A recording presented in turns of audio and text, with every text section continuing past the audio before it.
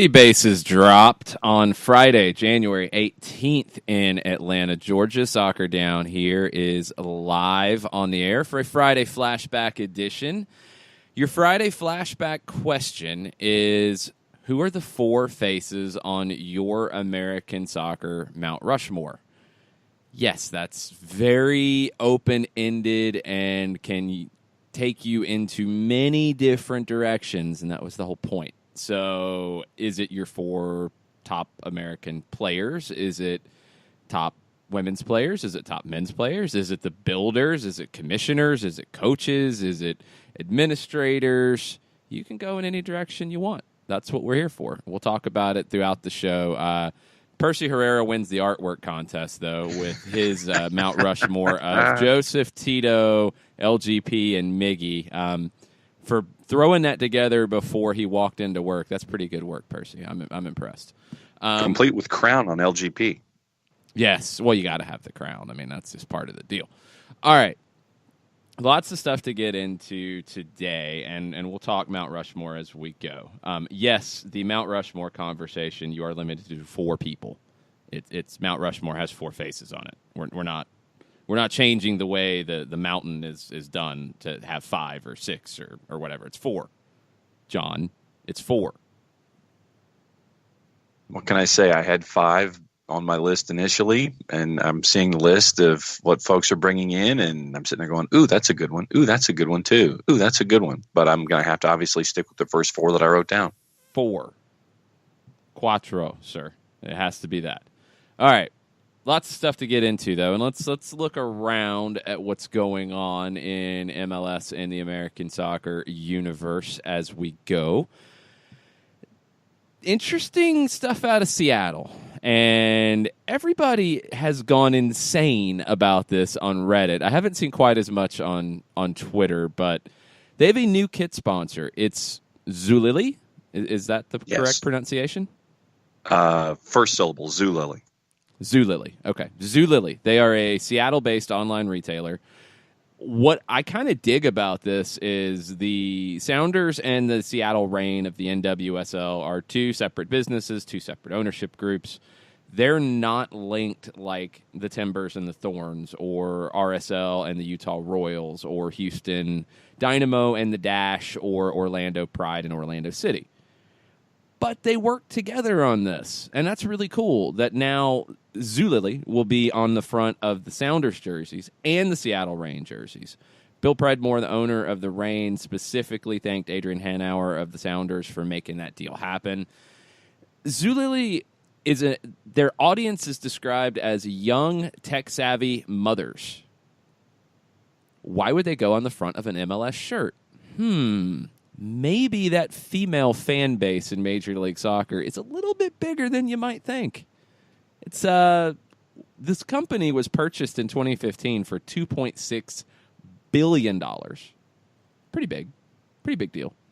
And you would assume that this is a pretty big sponsorship for the Sounders.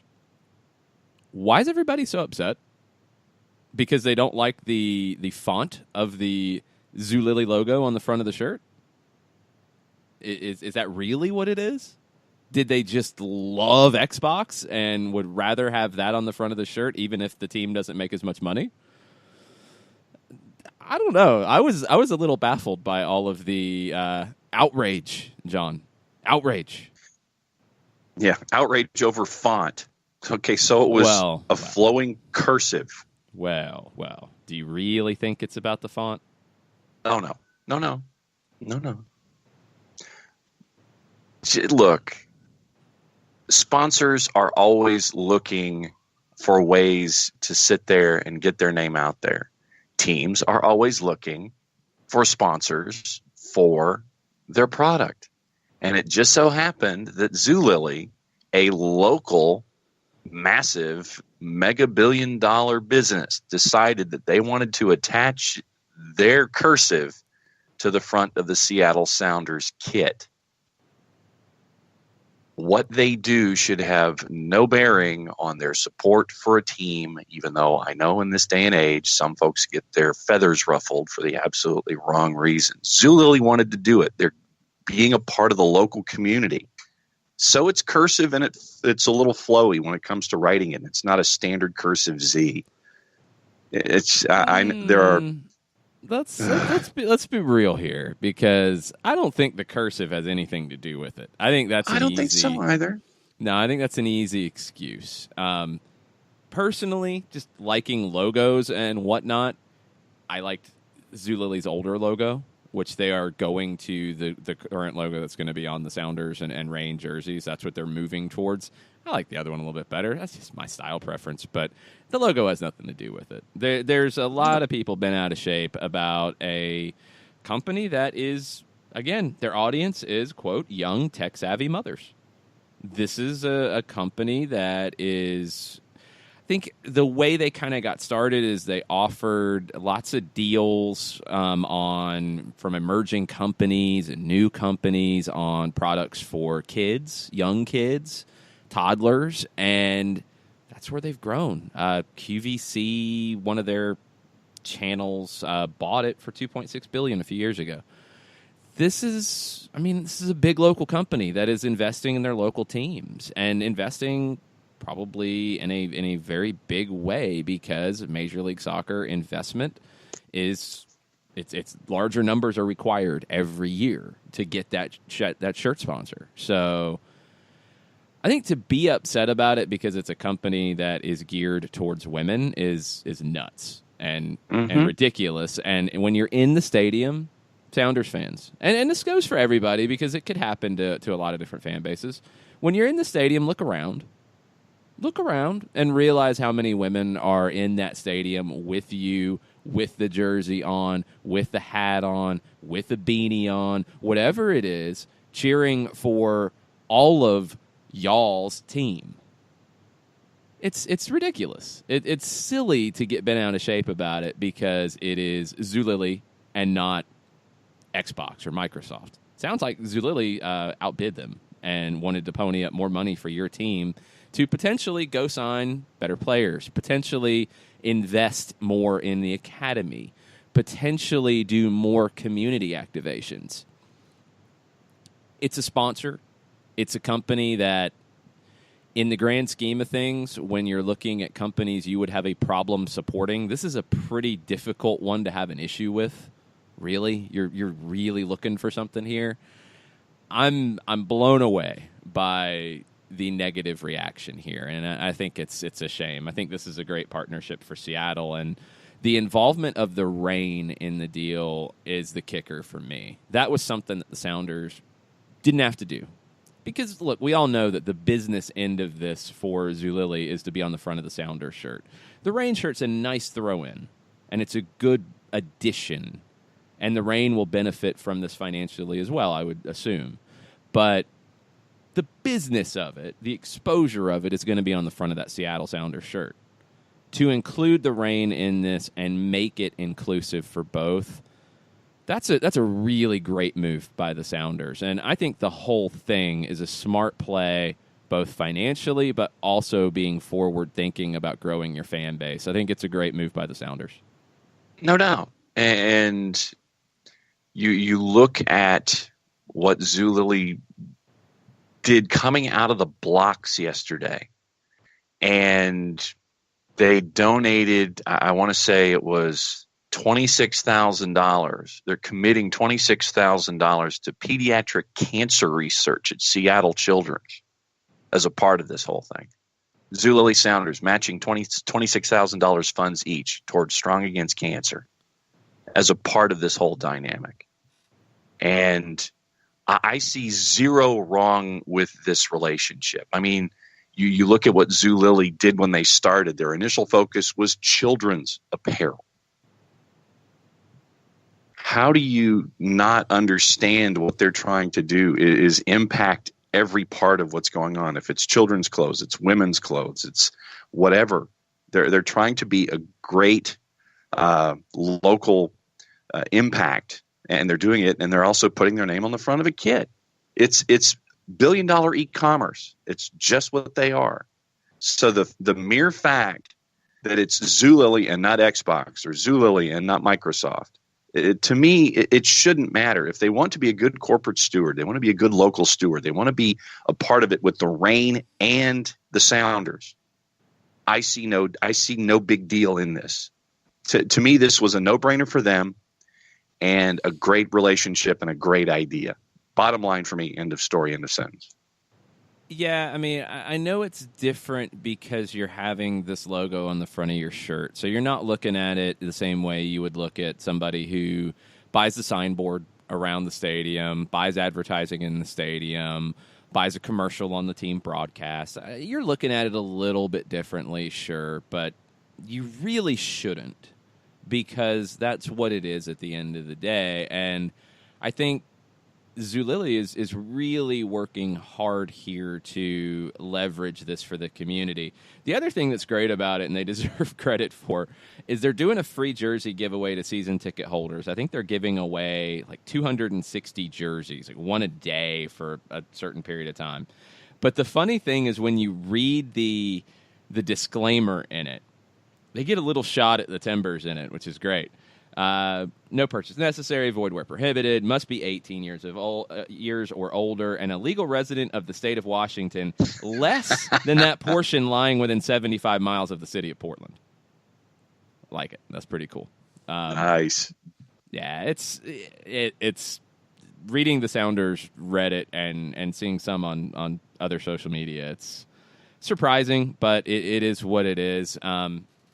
This is going to be a good deal for the Sounders, or they wouldn't have taken it. You know, they have a brand that can command a pretty high dollar figure, and I would assume that they got that.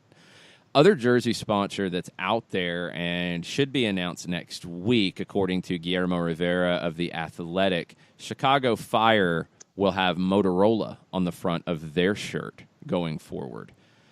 That's another good sponsor to have on the front. I mean, that's a good move for the Sounders, I think.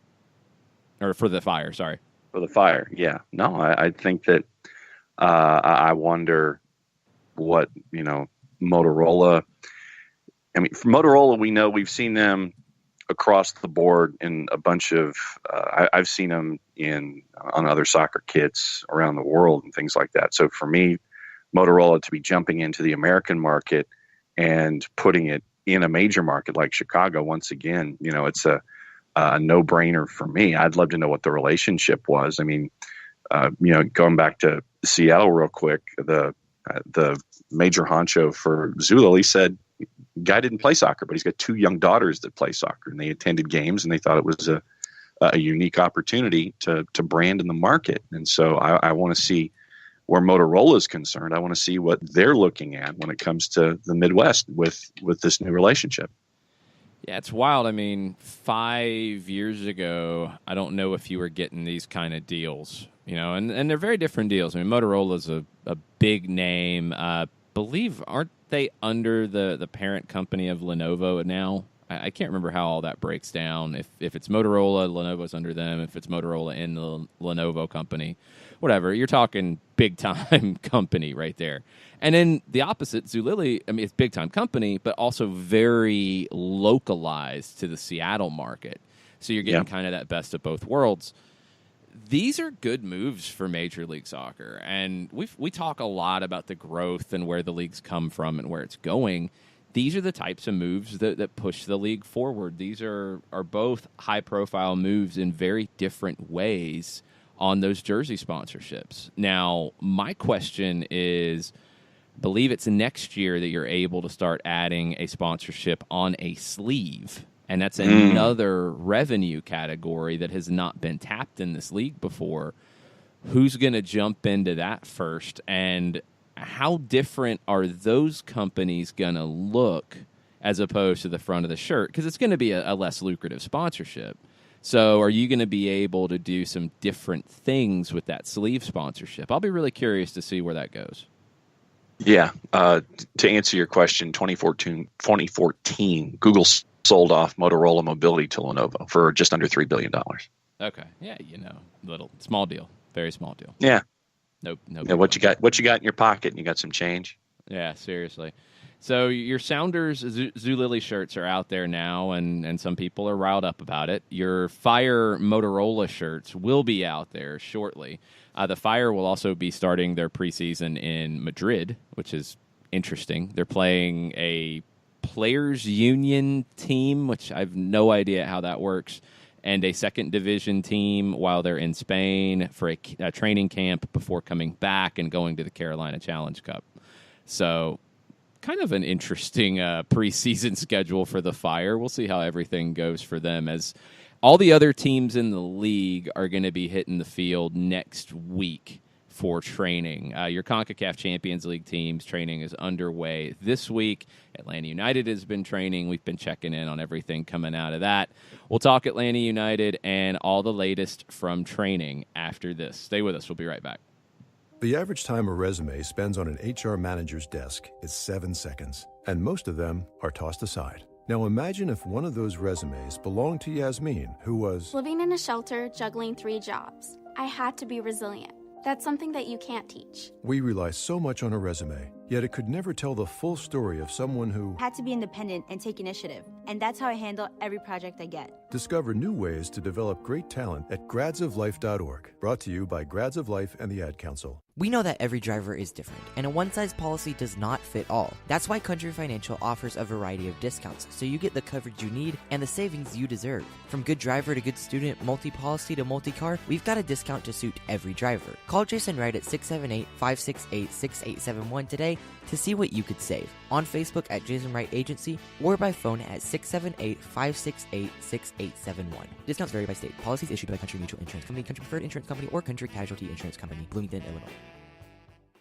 Hey, hon, what you doing with your phone? Taking pictures? No, I'm asking it questions. Like what? Hey, Bobo, do flowers have best friends? I'm sorry. I'm afraid I don't know that. Hey, follow me. I want to show you something. Look, flowers do have best friends. Whoa. Some answers can only be found in nature. Discover the unsearchable. Visit discovertheforest.org to find a trail near you. Brought to you by the United States Forest Service and the Ad Council. Soccer Down Here is sponsored by Apolinski & Associates, LLC, personal injury lawyers with over 30 years of experience. Call Steve Apolinski at 518-350-4231 or email him at steve@aa-legal.com if you need help with a wrongful death or serious injury matter. Steve Apolinski is rated one of the top 100 trial attorneys in Georgia, recognized as Legal Elite by Georgia Trend magazine for being one of the most effective lawyers in Georgia. Welcome back. Soccer Down Here, January 18th edition. Jason Longshore, John Nelson with you this morning. Friday flashback question. Your American soccer Mount Rushmore, who's on it? You can take that whatever way you want to, and we've got all kinds of different takes on it so far. So this is going to be a fun conversation as we get warmed up in the show today. But let's talk Atlanta United. Let's talk training. Let's talk about what's going on up in Marietta at the Children's Healthcare of Atlanta training ground. No updates on Miguel Almirón other than he scored a ridiculous goal in training yesterday, and that video was posted. Nice layoff from Ezequiel Barco as well. Got to give Barquito his shout out. It's you're not. I mean, you are running out of time. It's January 31st is the end of the transfer window for clubs that would likely be interested in Miguel Almirón. Haven't heard anything else. Didn't really expect to as we got closer to the weekend because teams are focusing on their upcoming matches in league play. And we've kind of zeroed in on the situation with Newcastle because that's been the big point of conversation when it comes to a potential destination for Miguel Almirón. Newcastle has a tough match this weekend that could go a long way in really defining what things look like for them. I mean, this is their last league match. I believe it's their last league match before, Or no, they have one more league match before the window closes, and that's against Manchester City. So, there's that. You're you're hosting Cardiff on Saturday, 10 a.m. our time. You have an FA Cup fourth-round match the following weekend hosting Watford. And then Tuesday, January 29th, you are hosting Manchester City. Okay, so you're not expecting 3 points out of hosting Manchester City, that's for sure. You have Cardiff coming up this weekend. Cardiff is in 17th place, 1 spot ahead of you, 1 spot into the safety zone in the Premier League, and 1 point ahead of you right now. This is that classic 6-pointer that Newcastle's facing right here, and I think this result really defines, do they truly get desperate and do what they haven't done in previous windows and spend some money, or if they get the result they need, do they feel like, no, we're good, we're just going to ride it out, let's do this? I think Saturday defines it for Newcastle. No, I think so. I'm still not holding my breath where Mike Ashley's concerned, but that's just me staring at him as long as I have. And right now, although we neither condone nor endorse this kind of behavior, in the barn right now is the Cardiff or draw option is the better money play at -118. Newcastle to win is at -106 outright. So at least the odds makers are shining. Well, the odds makers are shining on the draw more than they are with Newcastle on the win. So, I mean, if it was me, I would probably think it's going to be something along the lines of a 1-1, but it's just because Newcastle really doesn't score a whole lot, and when they do, it's at home, and Cardiff just doesn't have any offense either, so I think it neutralizes itself out. And then that's the question for me. What happens if it's a draw? Do you sit there and go, I don't know? Just knowing Newcastle's past history, you probably do. I mean, that's probably where you're at. The other thing that could affect it is Southampton. Southampton is in 16th place in the league, also 1 point ahead of Newcastle, even on points with Cardiff, but better goal differential.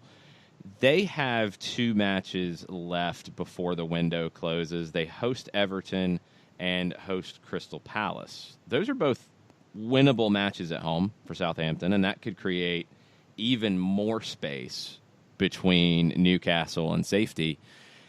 Those results could affect it, but I really think it comes down to Saturday. If Newcastle gets a win, I don't expect them to raise their offer unless Rafa Benitez puts pressure on ownership that we haven't seen so far. If they draw, who knows? If they lose, they should. They should. They should be panicking. They should be ponying up more money. They should get that done. Doesn't mean they will, but I think they should. And we'll just have to kind of wait and see how it plays out. You're going to have other teams potentially jump around in this conversation as well. West Ham is one that's been linked at different points. They're sitting in 9th place. They are in a very safe spot in the middle of the table. You could be looking at climbing up the table to grab a Europa League spot, but it's not incredibly likely for them. They're probably looking a little bit more at the long-term play of bringing in a Miguel Almiron, so that desperation of doing it now might not be there for them. And that's really the difference between the 2 windows, John. I mean, you see it all the time where the summer window, teams can actually look at building a squad for a season, for a full year. The winter window is the, oh, crap, something's wrong. Either we need somebody to put us over the top, to move up in the table, to get into a Champions League or Europa League spot, or, oh, no, we need somebody to keep us from getting relegated. It's a different conversation altogether, and I think it's a smaller group of clubs who are willing to spend.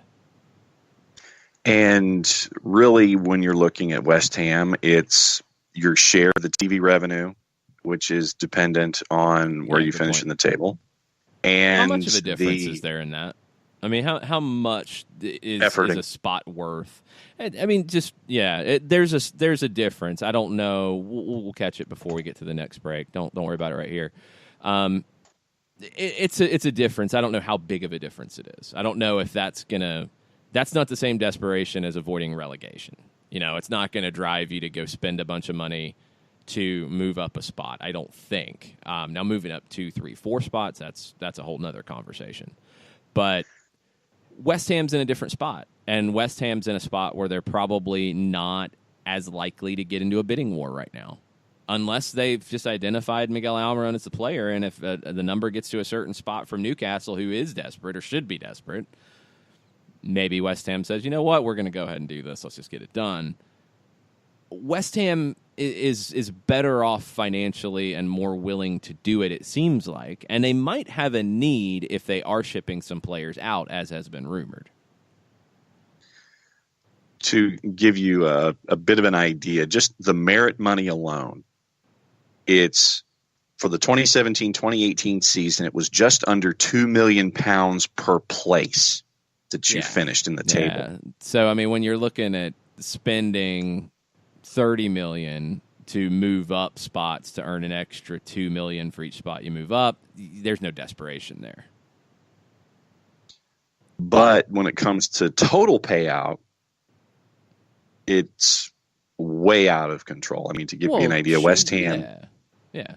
Go ahead. I mean, West Ham finished 13th in the 17-18 season, came home with a little over 116 million pounds. Yeah. I mean, if you're Arsenal. But that's why England is such a destination right now, because you have a club that finished 13th that's getting that kind of money from TV revenue. I mean, that's a transfer budget. That's not selling anybody, and that's money you can go take out into the market, take half of it, and really do some business. Like, not just little piddly business, like real big-time business. £5.5 million in TV for the equal share in the domestic and the overseas. Yeah, I mean, it's big money. That's why English clubs can spend big money. That's why you're seeing mid-table English teams spend more money than top teams in other countries, because they've got it. The thing for a West Ham is, okay, you're in that middle part of the table. Now think back to the Frank de Boer conversation at Crystal Palace. It was, we don't want to be fighting relegation every year. We want to get into that middle spot in the table. We want to be comfortable and build a foundation to be able to grow. Well, they didn't have the guts to stick with it. West Ham's in that spot. 13th last year. You're 9th right now. You're safe. Hunky-dory. What is there for you season after season? Maybe a cup run? You're not going to worry about relegation where you're at. You're not going to get into a Champions League spot where you're at right now either. What's the motivation year after year? Are you looking at it now as a time where, okay, we've solidified where we're at. Is it time to spend that money now and move up? And is a player like Miguel Almiron a player who can do that for us? That's the question they're going to be asking themselves. And it's probably an answer that they're not going to have until the summer.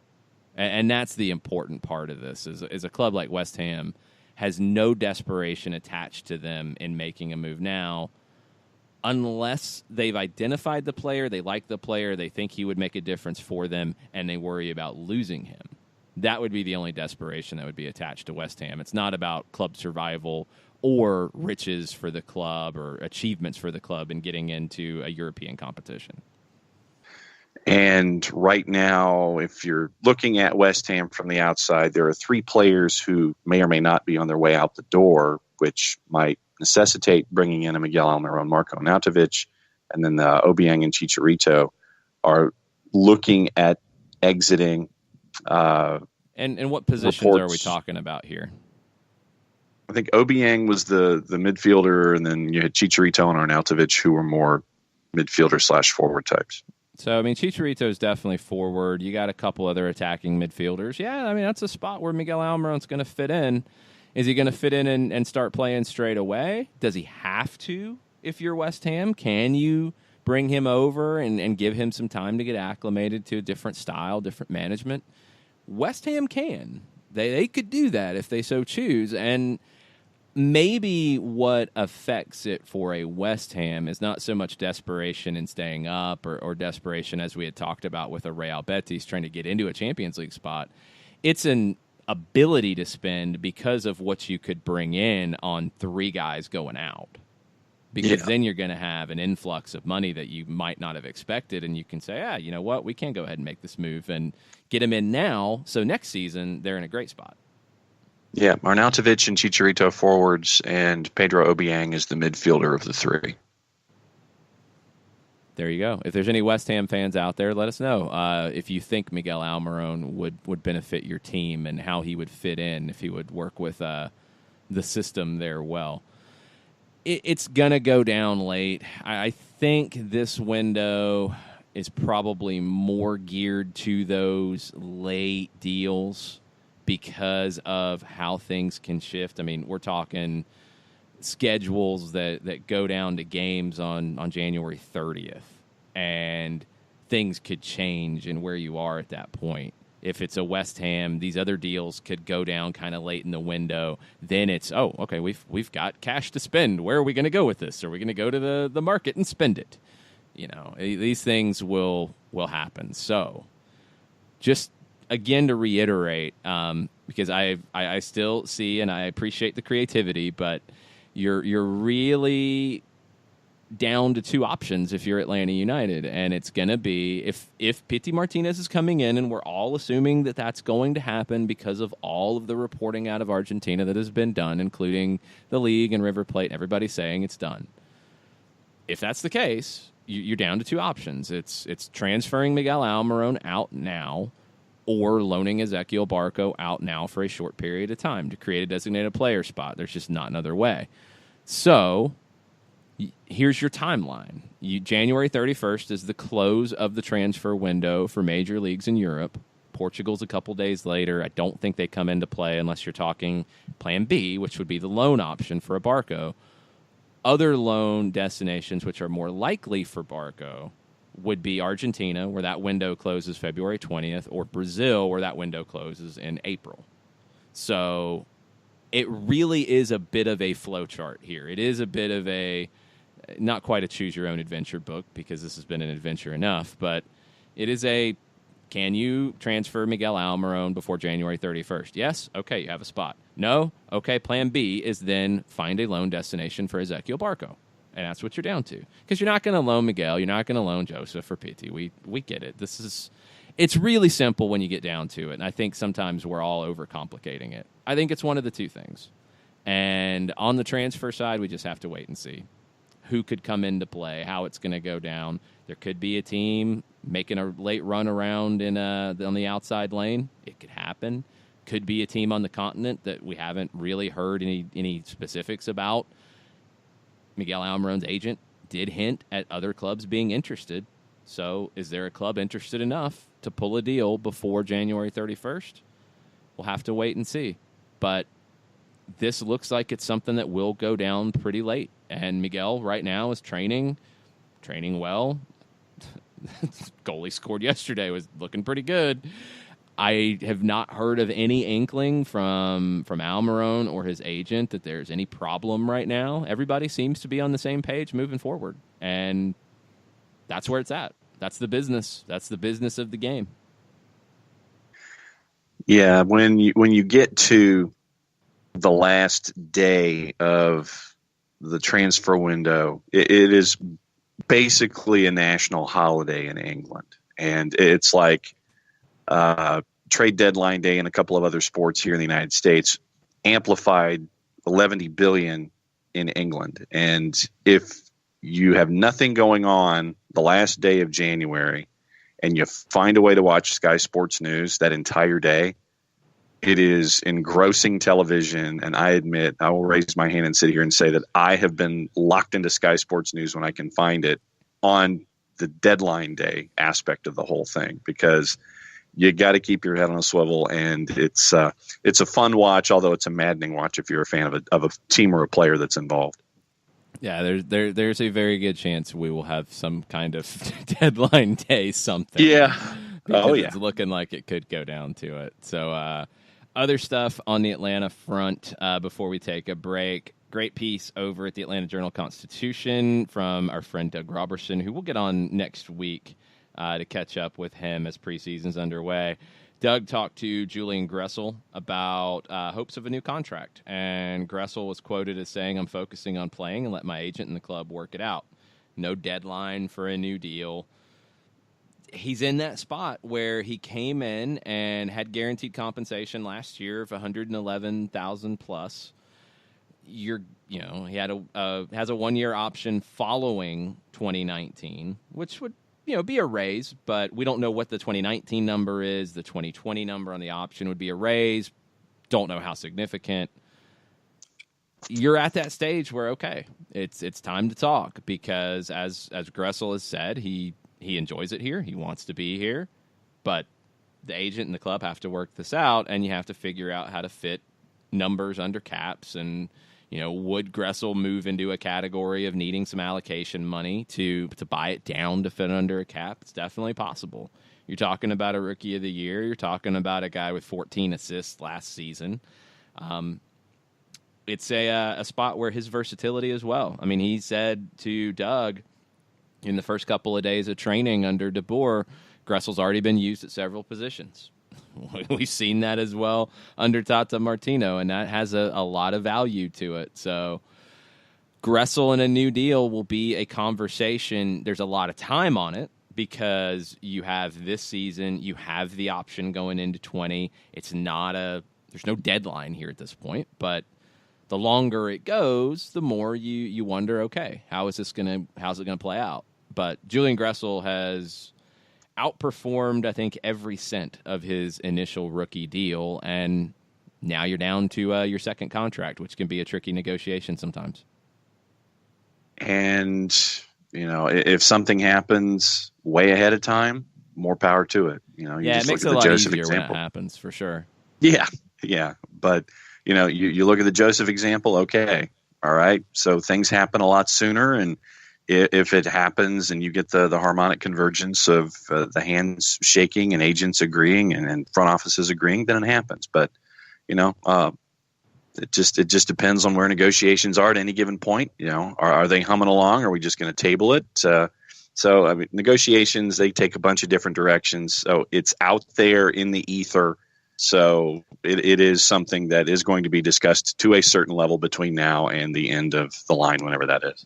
Yeah, I would expect that these deals will really get traction in the summer because, one, you're going to be in a summer transfer window where I would expect business will occur both potentially, especially if Almiron doesn't go in this window, on the outgoing side, and could be business on the incoming side as well, and also business on the re-signing side of things.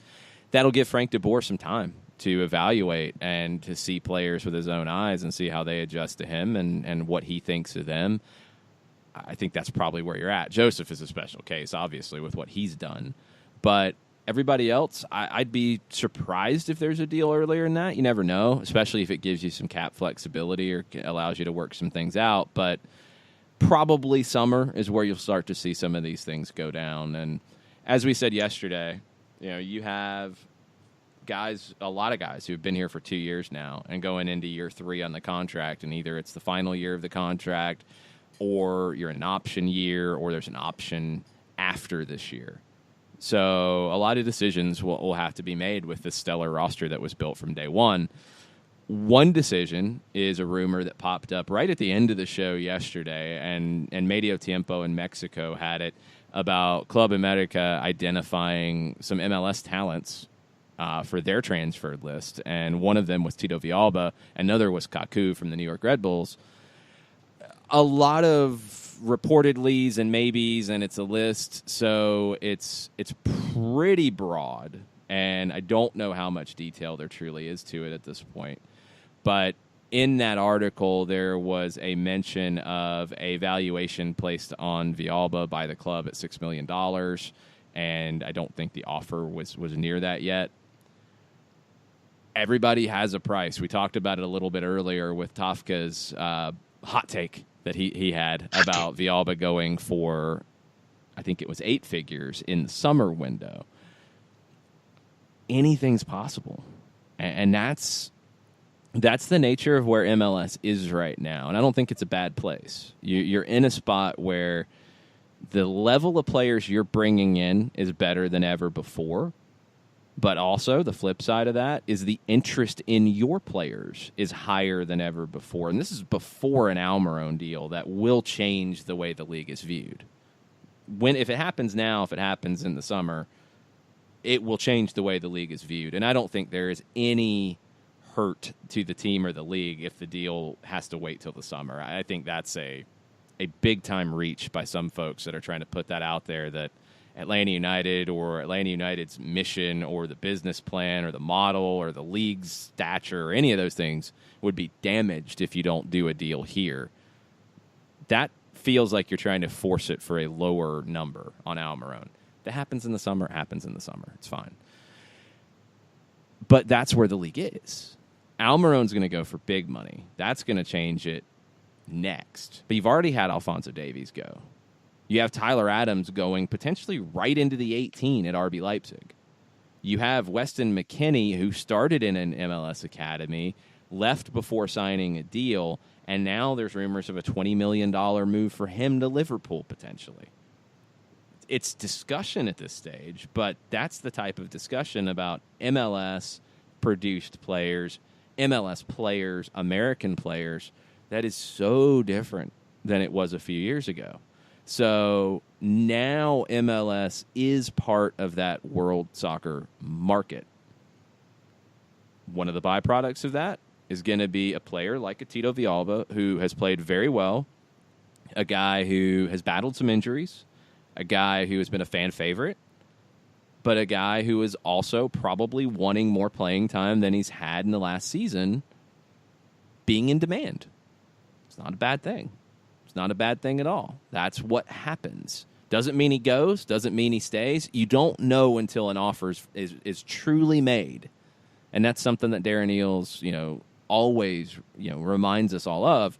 It's all talk until there's a sheet of paper with an offer in front of you. And when that happens, you have to evaluate it as to what's right for the club, what's right for the player, and what's right for the long-term future. And if you get to that point, you get to that point. I'd hate to see him go. I think Tito Villalba's been, in a lot of ways, kind of the guts of this team. I think he's kind of that emotional fulcrum for this team in a lot of ways. You saw it after the clinching goal against Red Bulls late and the emotion from him. You also saw it with him beating on the drum during the parade. Yes. But Villalba is a player that could command that type of money.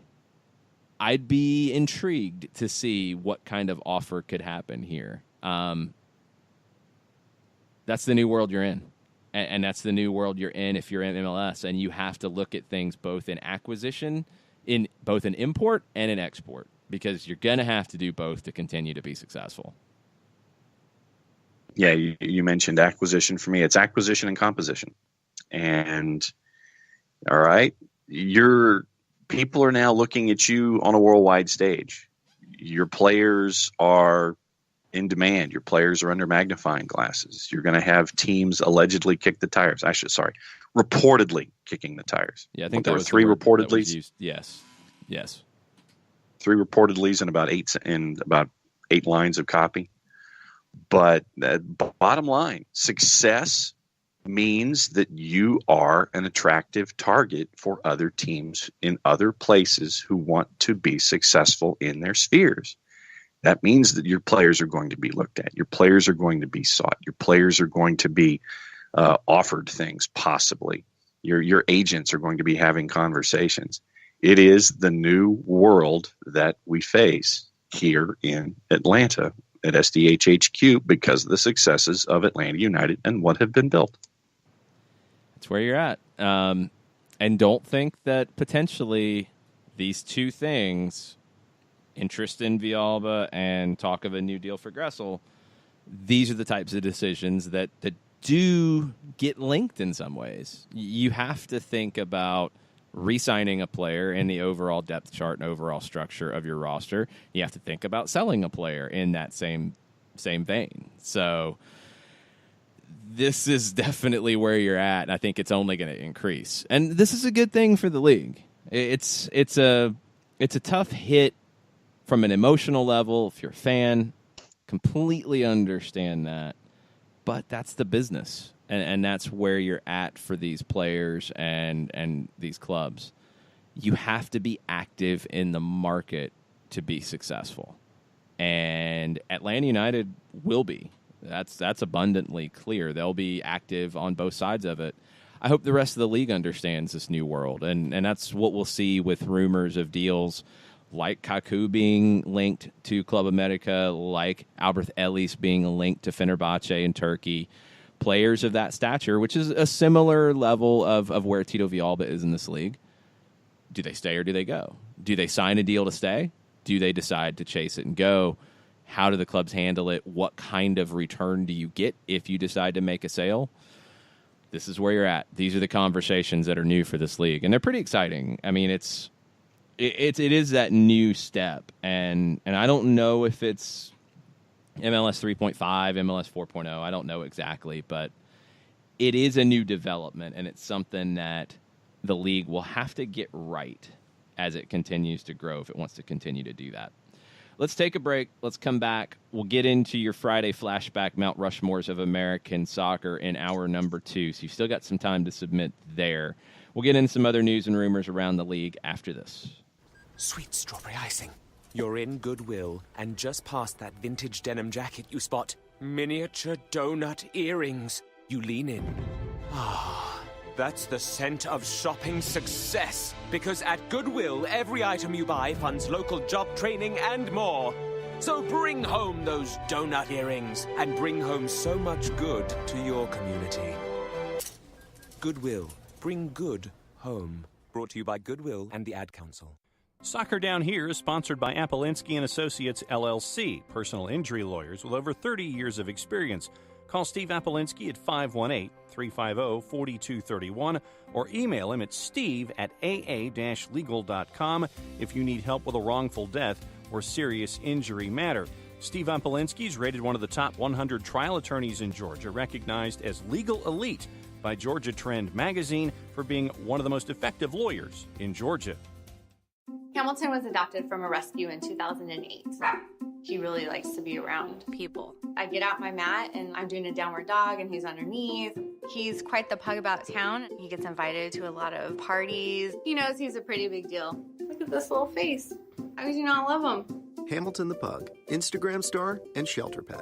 Amazing adoption stories start in shelters. Visit theshelterpetproject.org to find a pet near you. Brought to you by Maddie's Fund, the Humane Society of the United States, and the Ad Council. As a business owner, you know that every year brings new challenges and opportunities. The success of your business demands expertise and focus. And Country Financial can help you keep that focus by helping ensure you have the right insurance protection in place to meet your goals. Jason Wright can help you create a customized insurance plan that has coverages designed just for your business. Give Jason a call at 678-568-6871 or reach him on Facebook at Jason Wright Agency. Coverages vary by state. Policies issued by Country Mutual Insurance Company, Bloomington, Illinois.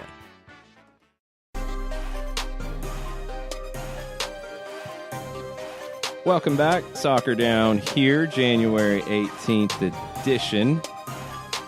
Let's get into a question from Steve the Pirate, GSU hooligan. Oh, man. Okay. I wasn't going to do it, but okay. Man, it's still early for pirate noises.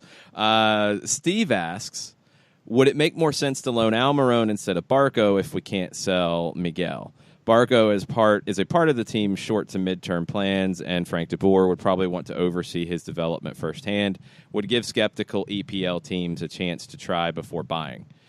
I don't think so, because of the value, the overall level of an asset that Miguel Almiron is. I think you're not going to loan him, because that was something that popped up at one point in this was probably early in December, in the Miguel Almiron sweepstakes on Twitter, where there was a rumor floated out there that it would be a loan with an option to buy or a loan with an obligation to buy, and it was more related to Newcastle's financial situation and potential takeover than anything else. I don't think so, Steve, just because Miguel is a $30 million player where you have him valued. And if you put him out on loan and he gets injured, that's a problem. If you put him out on loan and the club doesn't like him, then you've taken a big hit on his valuation. I think to get this done the right way, to maximize valuations around MLS, you have to get this deal done for as much as you can. And It would be a different conversation if you had the player or the representation of the player talking about, not being happy, wanting a deal done right now.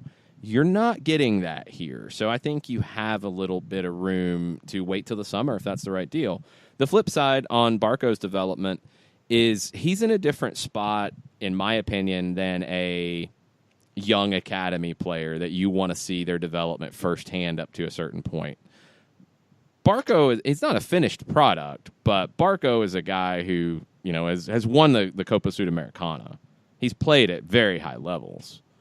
His year here last year had nothing to do with his ability to play at a high level.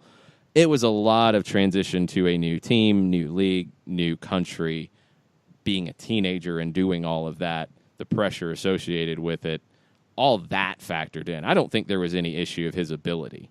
And I don't think it's a situation where you need to keep him close to see him right now, his development. It's a tough decision because I think in a perfect world, what you want to have happen here is you want to get Miguel the deal that he wants and the club wants, and then just move on into the future.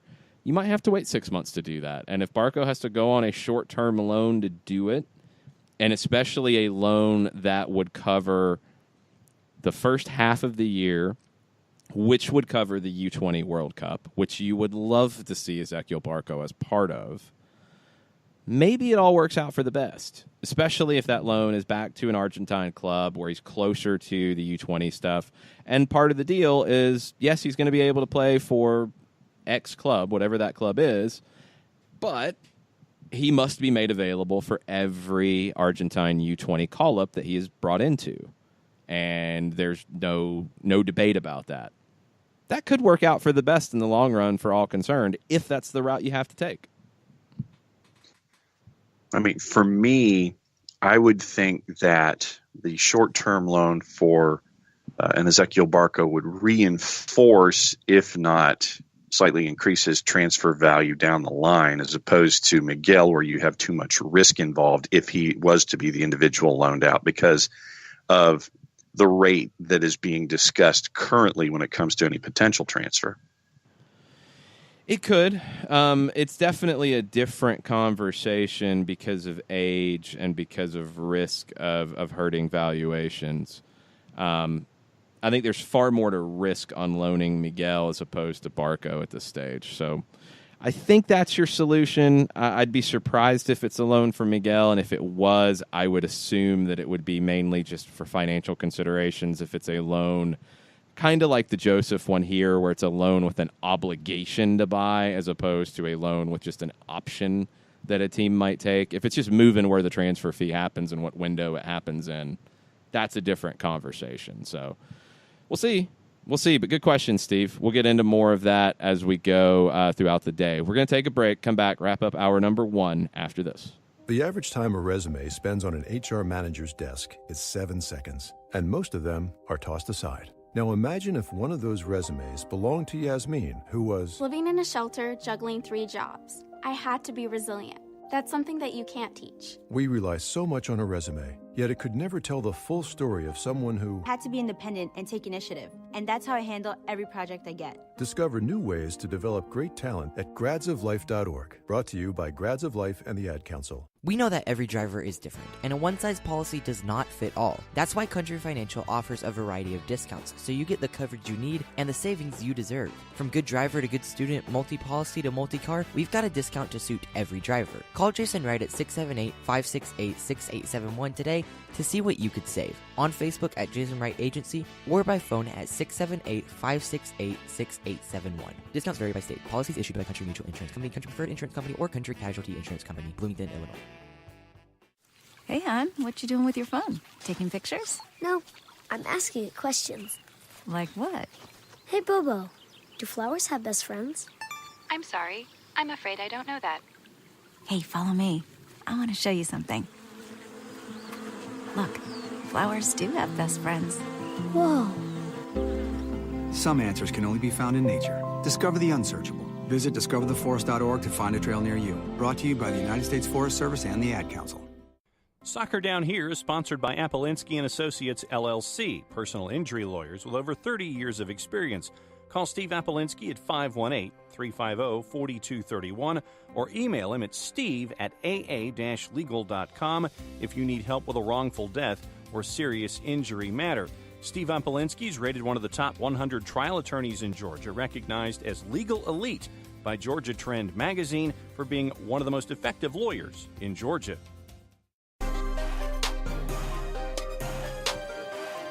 Welcome back, Soccer Down Here, Friday Flashback Edition. And your Friday Flashback question is, who is on your American soccer Mount Rushmore?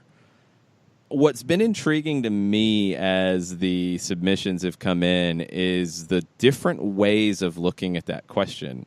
Some people have taken it as favorite players. Some people have taken it as builders of the game. Some people have mixed both male players and female players. Others have mixed players with owners or coaches. I love that. I love what that discussion is, because I think to get to this point, and we talked a lot about MLS's growth and the new world that it's in, you don't get to this stage without players, without managers, without owners, without league execs, without all of that being in tandem. And these last couple of generations of all of those for American soccer have pushed this game forward in a huge way. And for me, it was trying to figure out the balance of, okay, how do I do this? And I would try to come up with as balanced an idea of a Mount Rushmore as possible, where you had builders and touchline and the field when I was trying to piece it together. So I'm hoping that my 4 was something close to a balance. So we want to hear yours. Tweet at us at Soccer Down Here. Share your American soccer Mount Rushmore. We'll get into those in hour number 2, but we're going to kick off hour number 2 with U.S. women's national team talk. 2 huge matches in the next week. Friendlies to kick off 2019, a World Cup year, against 2 teams. One, the upcoming hosts of the Women's World Cup in France, and the other, one of the more up-and-coming teams in the world in Spain. You're playing both of these on the road. Saturday in France, Tuesday in Spain. There's some big questions about the women's national team in 2019, and are they the favorites for the Women's World Cup in the summer? Who are they going to have to deal with, and what questions do they have to answer to lift the trophy for another time? Nobody's won it back-to-back in a long time, and the U.S. has never done it. Can they do it in 2019? We'll get into that in just a bit. Stay with us. We'll be right back. Sweet strawberry icing. You're in Goodwill, and just past that vintage denim jacket you spot miniature donut earrings. You lean in. Ah, that's the scent of shopping success. Because at Goodwill, every item you buy funds local job training and more. So bring home those donut earrings and bring home so much good to your community. Goodwill. Bring good home. Brought to you by Goodwill and the Ad Council. Soccer Down Here is sponsored by Apolinski & Associates, LLC, personal injury lawyers with over 30 years of experience. Call Steve Apolinski at 518-350-4231 or email him at steve@aa-legal.com if you need help with a wrongful death or serious injury matter. Steve Apolinski is rated one of the top 100 trial attorneys in Georgia, recognized as legal elite by Georgia Trend magazine for being one of the most effective lawyers in Georgia. Hamilton was adopted from a rescue in 2008. He really likes to be around people. I get out my mat and I'm doing a downward dog and he's underneath. He's quite the pug about town. He gets invited to a lot of parties. He knows he's a pretty big deal. Look at this little face. How could you not love him? Hamilton the Pug, Instagram star and shelter pet. Amazing adoption stories start in shelters. Visit theshelterpetproject.org to find a pet near you. Brought to you by Maddie's Fund, the Humane Society of the United States, and the Ad Council. As a business owner, you know that every year brings new challenges and opportunities. The success of your business demands expertise and focus. And Country Financial can help you keep that focus by helping ensure you have the right insurance protection in place to meet your goals. Jason Wright can help you create a customized insurance plan that has coverages designed just for your business. Give Jason a call at 678-568-6871 or reach him on Facebook at Jason Wright Agency. Coverages vary by state. Policies issued by Country Mutual Insurance Company, Bloomington, Illinois. You're listening to Soccer Down Here daily on SDH Networks, a division of OSG Sports. Find us at Soccer Down Here on Facebook and Twitter. The time is now the top of the hour. Peep, y'all.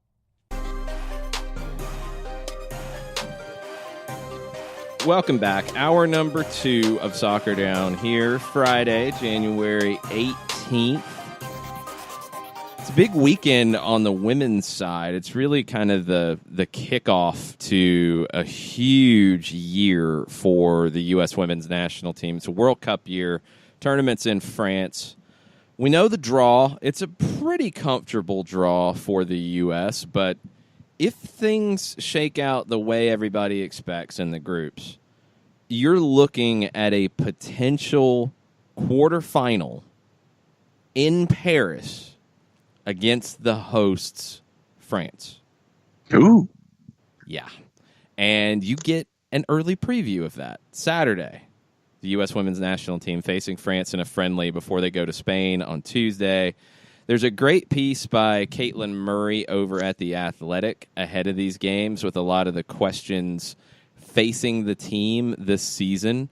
I had a few as well. One of them comes back to something that we've discussed before, and it came up in Caitlin's article about who should be Alex Morgan's understudy. First off, Alex Morgan has completely taken over the forward role for this team. 25 goals in her last 26 matches spanning back to 2017. That's ridiculous. So, okay, you've got your number one striker. She's healthy. She's playing. She's your goal scorer. She's the talisman of the team. You got that. Okay, cool. What's behind her? Because if she gets injured, she has had injuries before, or if you have to make a change, what is it? And one of the names that came up was Jess McDonald, a 30-year-old striker who has been outside of the national team picture for most of her career, but is with the team right now, has played really well with the North Carolina Courage and the NWSL. And one of my questions about this year for the women's national team, and honestly it's just going to continue to go on for the women's national team, is how important is the NWSL truly in finding players like this to fit into the national team pool? Because McDonald hasn't been there outside of her play in NWSL. We've talked about Lynn Williams as well. What is the role of the NWSL? Is it just to keep people fit, or is it to find new players for the national team like we see on the men's side? Can I say choice D, hopefully all the above? I mean, it has to be more than just keeping players fit. It has to have its own competition and respect and all that. That we know. That's for sure. That should be a given. But right now, I don't think it is looked at enough as a place for, okay, you're not in the national team pool right now, but if you play well, you will be. I don't think it gets that consideration enough. Now, one player it has, and it's great to see her getting back into the national team right now, is McCall Zerboni. And she's been a star for North Carolina as well. Broken elbow last year took her out of action, took her out of the final run for North Carolina Courage to a championship and having an unbelievable season. She's one that wasn't as much in the picture with the national team pool until her play there. So it can be done. But I think it's something that needs to happen more because the pool will benefit. How many times have we seen players emerge out of MLS and become parts of the national team pool on the men's side where they hadn't been previously? I mean, the January camps are one thing where you're seeing it right now, guys who hadn't been called in before and are getting this opportunity. But you've had players who really weren't part of the youth national team setup that much until they became professionals. And then they broke through into the full national team. It has to be the same on the women's side. I think that pool needs to open up a little bit more.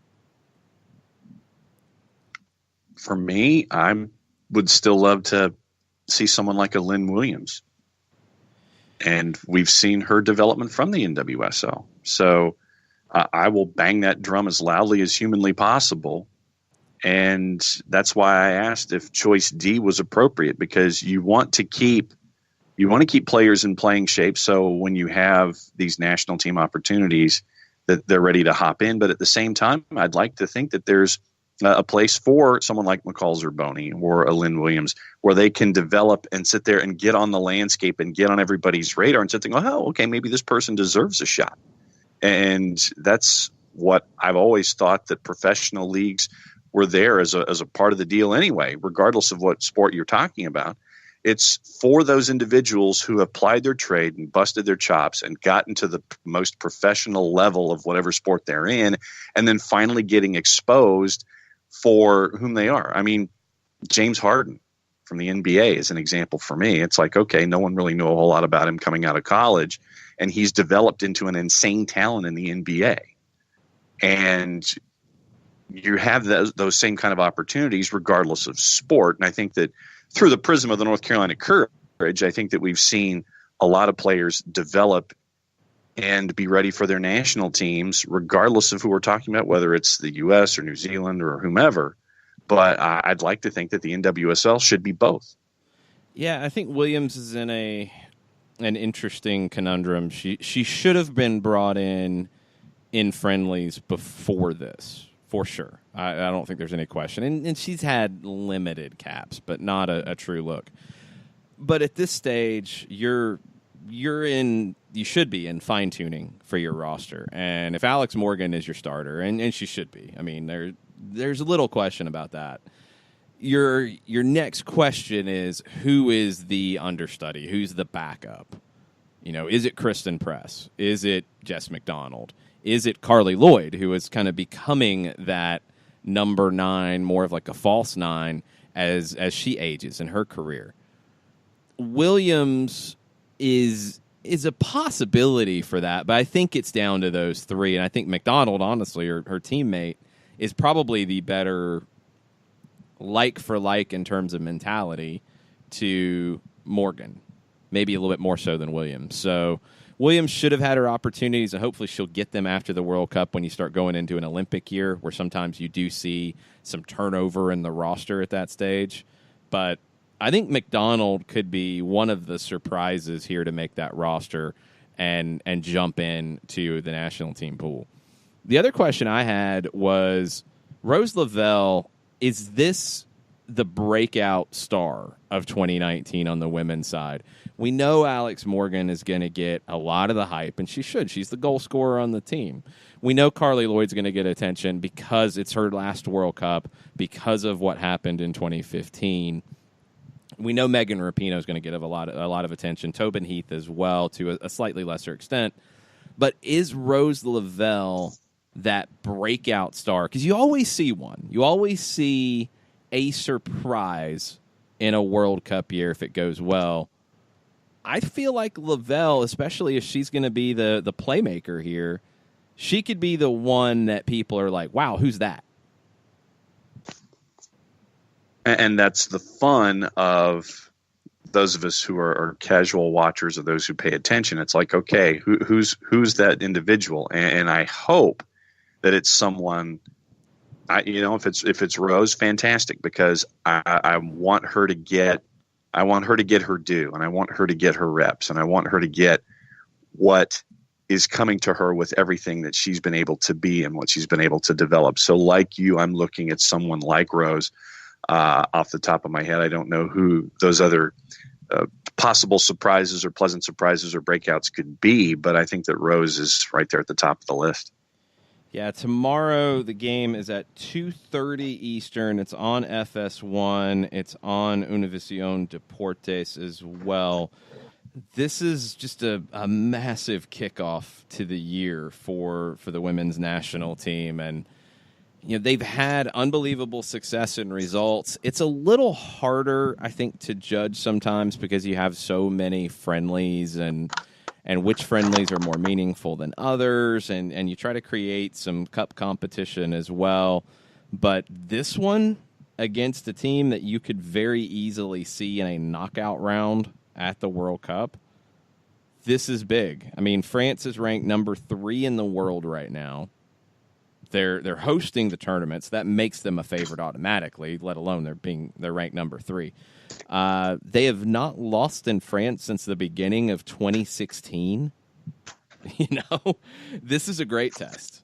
This is a great match to kick off the year because I think you're going to learn a lot about where you are entering the year. And you have the She Believes Cup as well in March. And there's a match in our neck of the woods in Nashville on March 2nd on a Saturday that I would be willing to bet a lot of our listeners will be checking out either on TV or on hand in Nashville for that one. This is the perfect type of kickoff for me because you're gonna be able to test some things. You're gonna be able to learn some things, and you're gonna have some time if you get some answers that maybe you don't like. You're gonna get some time to figure out, okay, what do I have to do to fix this and have this team ready? I think this is a perfect scheduling setup for Jill Ellis.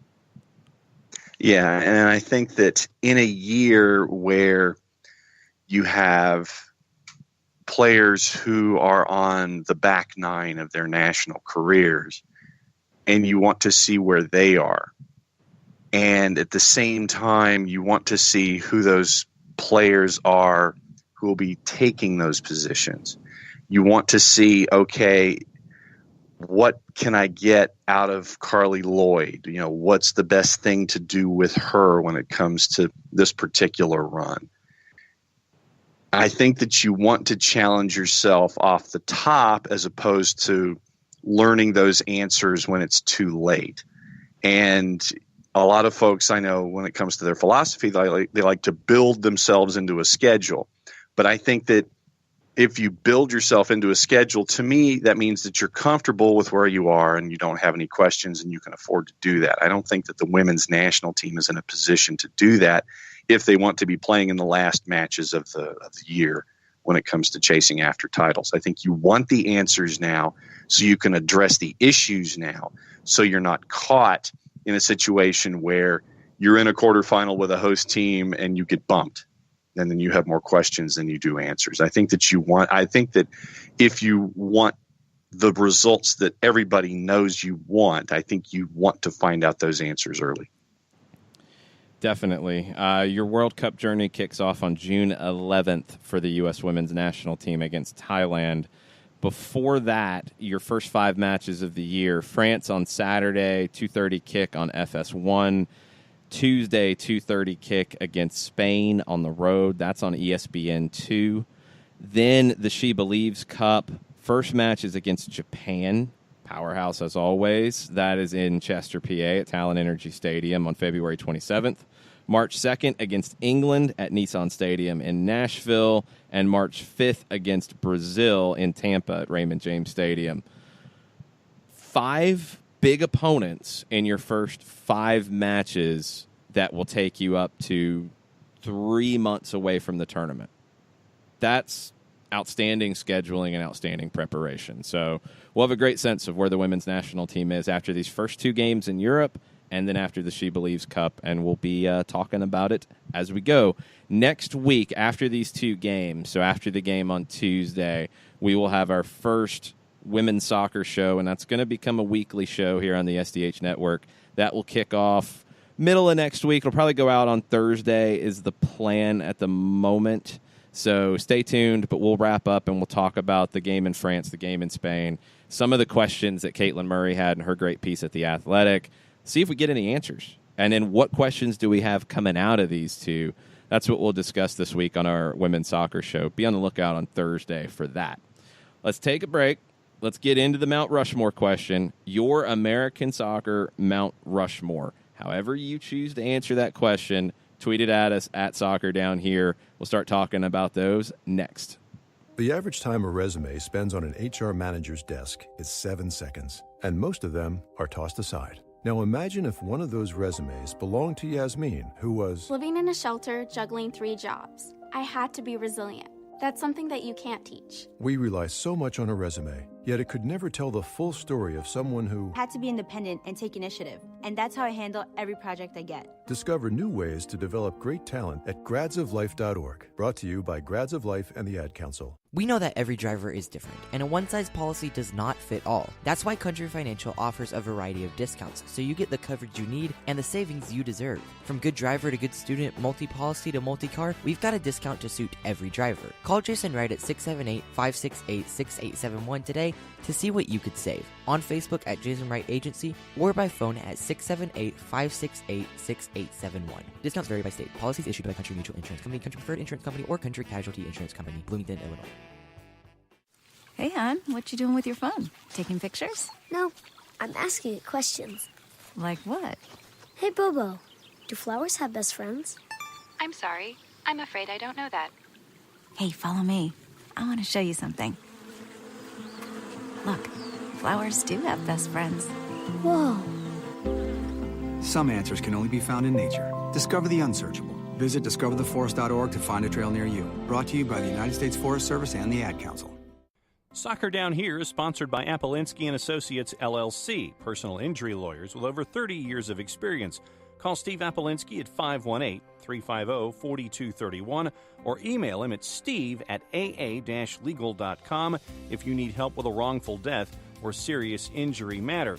Steve Appolinsky is rated one of the top 100 trial attorneys in Georgia, recognized as legal elite by Georgia Trend magazine for being one of the most effective lawyers in Georgia.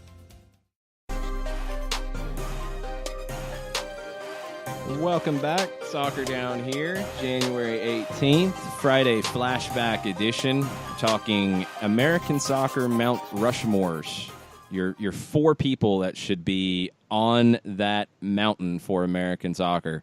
One point of clarification that we have to address real quick. There is a podcast who covers North Carolina FC and everything around the Courage and NCFC called 6 Point Weekend Podcast.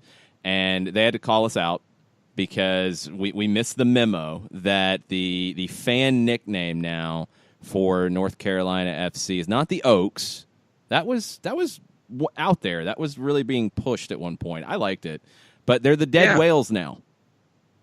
I can't remember the story behind that. I want to say something about whale bones being found in Raleigh in a dig, fossils or something. There's some crazy story about it. So they're the Dead Whales, not the Oaks. So we will readdress our USL coverage going forward, and we will refer to North Carolina FC as the Dead Whales. I don't think that applies to the Courage since they're the Courage. But yeah, Dead Whales, not Oaks. You learn something every day, John. Yeah, I was not aware of this. Memo next time, please, North Carolina fans. Okay. Do you have the story? Because I need to know this. The site where WakeMed now stands was once used for science. Researchers with the North Carolina Museum of Natural Sciences would bury whale bones in horse manure to clean them and make them ready for display in museums. Okay, so they didn't find whale bones there. They buried them and then buried them in horse manure as a part of their science to clean said bones and make them ready for display in museums. Burying the fossil whale bones in horse manure to clean them, make them ready for display in museums. I don't know what the chemical mix is to make that happen. That's way above my pay grade. Okay. Science Down Here will be in the secret 9th hour of the show because I'm absolutely baffled by that strategy. But all right. Mount Rushmore. Let's move on to that because I understand this one. Again, Percy Herrera wins with the Joseph Tito LGP Miggy actual graphic that was given to us, which is awesome. Yes. Daniel Graham kicks us off. Landon Donovan, Clint Dempsey, DeMarcus Beasley, and either Siggy Schmidt or Bruce Arena is on his. Hard to argue any of those. Yep. You know, you're talking about three of the greatest players of the modern era for the U.S. men's national team, and I'd say the two greatest managers. I mean, in different ways. Siggy longer on the college side, longer uninterrupted on the pro side in MLS. Bruce with his time with the national team, but also with his success in MLS. Those are the two standard bearers on the coaching side. There's really little to argue there. And Donovan Dempsey Beasley, I can't believe Beasley's still going. I mean, he's got a new deal with the Dynamo. He's never going to retire. I'd love to know what his secret is. Yes, seriously. I would love to know what that is as well. Jill Robbins, the OG of Soccer for Good, shares with us, and as she said, it's probably going to bear some explaining, and I'll try to fill in the gaps here. Anson Dorrance, Mia Hamm, Alan Rothenberg, Pelé, founders of the modern American game in terms of culture, influence, stature, made possible for the pioneers to follow, players, coaches, execs. The Pelé one, absolutely, because you're looking at a North American Soccer League in 1974 that nobody talked about outside of the cities it was in, had no real buzz. I think in 74 you could see things maybe start to turn the corner just a bit, just a tiny little bit. You had 15 teams in the league. You had the Seattle Sounders at that point that were starting to gather momentum. You had the San Jose Earthquakes at that time. You had the Vancouver Whitecaps, all brands that we know now. Beyond that, you had a New York Cosmos team that was 4-14-2. Nothing. I think they were playing at Randall Stadium on Staten Island at that point. Just no buzz, no excitement. The LA Aztecs were your regular season winners, and they also ended up winning the North American Soccer League final over the Miami Toros. That was a different world from the end of 1975 after Pelé joined the league. So there was a huge boom after that, and you don't have all that without Pelé joining the league and playing 3 years with the Cosmos. That's his influence is incredibly important. Alan Rothenberg, so much of the behind the scenes with the Federation, with the World Cup, with the founding of Major League Soccer, so much of that was down to Rothenberg and bringing what was an organization in U.S. soccer that was, I don't even know how you could describe how it was being run at that point. I mean, it was basically organized by youth soccer and felt like it was pretty much set in the back rooms of restaurants in the Northeast by people who were willing to put the time in and also people who maybe didn't see the broader nature of the game. Rothenberg opened a lot of things up to create where we are now. Mia Hamm, I mean, we know Mia Hamm is the greatest female soccer player of all time. That's the way I see it. In terms of, if you want to argue that, I think there are people that you could argue that with other players, but Mia was the first in the United States to break through as a celebrity. And I don't think she was all that comfortable with being a celebrity, but she was. And she opened so many doors to popularity for women's soccer in this country. And Anson Dorrance was the one who really kickstarted it as a coach, still at UNC. First women's national team manager who won that first Women's World Cup in 1991 and just, created a dynasty at UNC and changed the way women's soccer in college was set up and created the boom. So all of those make total sense, especially if you're going from a founder perspective of who should be on that Mount Rushmore. All four of those, Dorrance, Hamm, Rothenberg, Pelé, all make total sense.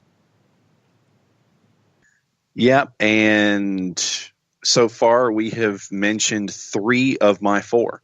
Okay, well, we'll get who those 4 are in just a bit. Nathan Pugh, top 2 are cliches, but Dempsey and Donovan. Lamar Hunt, since his name is on the trophy. Then Don Garber, because he has helped make MLS truly relevant.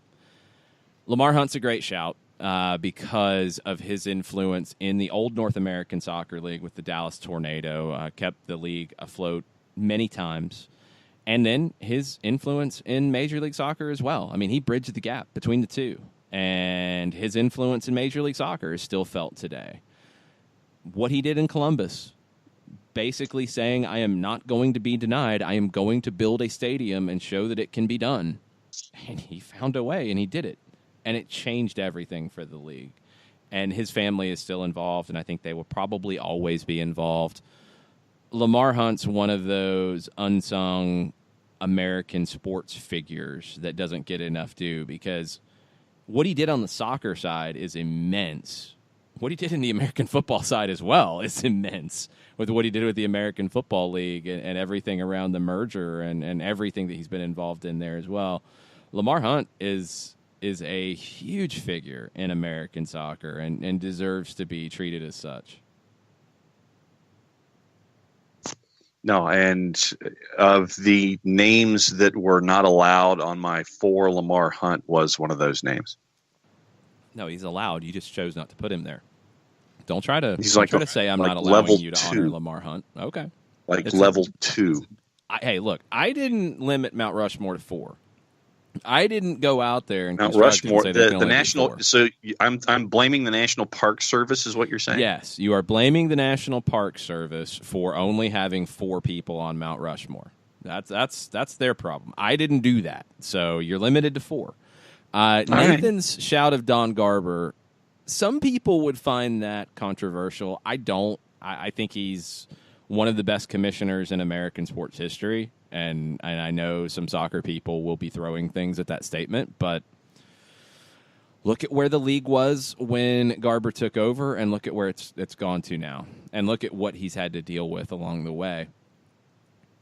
I think Atlanta's maybe one of the few places that he does get an ovation when he is brought out in front of the crowd. Other cities don't feel that way about him, and Mike Conti said it on Stoppage Time this week. You know, you just have a thing in sports, I think, about being angry at commissioners. It's just very common. It happens. No doubt.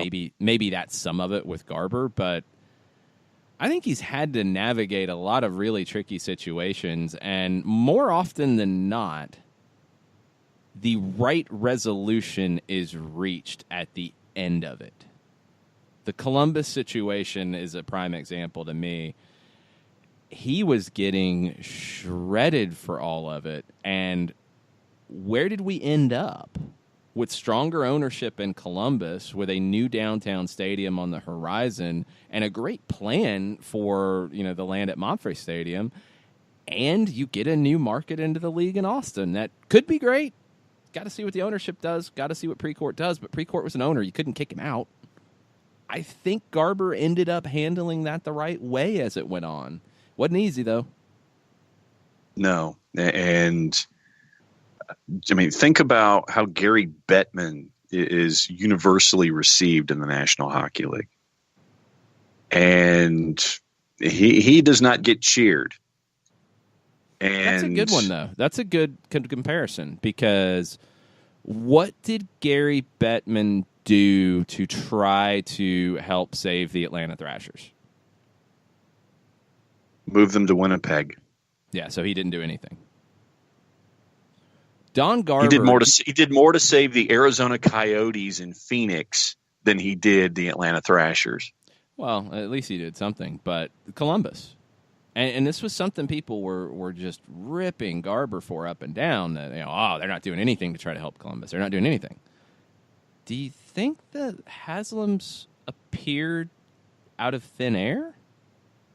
Remember, we tried to mention it a lot during the process because I thought it was an important thing to note. Andrew Erickson, our old friend at the Columbus Dispatch, and other reporters there did mention along the way that, Abbott from the MLS office was in Columbus having meetings pretty regularly during all of this. Were they out front in the public? No, because that's not how a lot of business gets done. I think he did put in a lot of work, or he directed a lot of work to be done on behalf of the league behind the scenes to keep that team in Columbus, because I don't think it happens otherwise. I mean, it wasn't like one day the Haslams just woke up and said, oh, I hear there's a team that I could buy into and spend my money on to help save soccer in Columbus. Sure, I'll do that. Fine. Here's a check. That doesn't just happen on a whim. So No. I think the work that Garber put in behind the scenes to get that done needs to be recognized, because other commissioners haven't done that in other situations. Yeah, and considering the growth of the league, of MLS since Garber has been commissioner, going from where it was to where it is and where it's going. 10. I mean, 10 teams. When he had to make the difficult decision to contract Tampa because they were league-owned and a drain on the league, and the Glazers decided not to buy it at the time because it wasn't a valuable property. They went and bought another one that worked out kind of well for them, I think, financially. leveraged their debt in other ways. Yeah, well, they pulled it off, and Manchester United's the second most valuable sporting property in the world, so it's a little hard to argue that. Probably more valuable than the Tampa Bay Mutiny would have been. Oof. Just a guess, just a hunch. And in Miami, you had the owner-investor who wanted out. You had a situation that you had to deal with, and he did. And he made the tough decision to contract the two teams in Florida and go back to 10 teams and say this is going to be our route forward.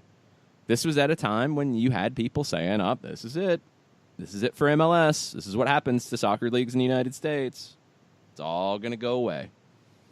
And he found a way out of it. And you went from 10 in 2002 to where you're at now in 2020. You'll have 26 teams. That's incredible. That hasn't happened ever in sports. I mean, I don't have a comparison. There isn't one. Not that fast. No, nope. The NBA didn't grow that fast. Not in the modern era. I don't think they grew that fast, period. The NFL didn't grow that fast. Major League Baseball never grew that fast. National Hockey League didn't grow that fast. Other leagues around the world haven't grown like that. It doesn't happen by accident. It's impressive. And even where there's been missteps along the way, you found a way to fix it. Chivas USA, you needed to get teams in. They came in with RSL, and it didn't work. And you had to deal with it. Well, you leveraged that into Los Angeles FC. That's been a good fit. So I'll give Garber a ton of credit. And, yeah, I think he's a very worthy person for the Mount Rushmore of American soccer. Katie Weaver chimes in. Michelle Akers, Mia Hamm, Landy Cakes, and Dukes, Clint Dempsey. And her runners-up, because Katie Weaver's a big-time fan, and she gets to have runners-up, unlike John Nelson, Tab Ramos and Abby Wambach. So they're on like a side mountain over off to the side. So they're in the they're in the park. They're in the Welcome Center. Yes, there you go. They're in the Welcome Center. There you go. So we've talked Mia, we've talked Landon, we've talked Dempsey. Michelle Akers is a name that maybe some don't know that well. She was the first American women's soccer superstar. Yep. Just from an elite player perspective, she was it. And I think by the time the women's game came to the forefront in 1999, it was really at the end of her career. And she was having chronic fatigue syndrome at that point. And it was hard for her to play. It's hard for her to finish matches out. And she was... was it the World Cup final where she was subbed out because she just couldn't finish the match? Yeah. You didn't get to see the best of her by the time women's soccer got the attention it deserved. And if you get a chance to go back and watch highlights of Michelle Akers, do so, because I think she was that first powerhouse of the women's game.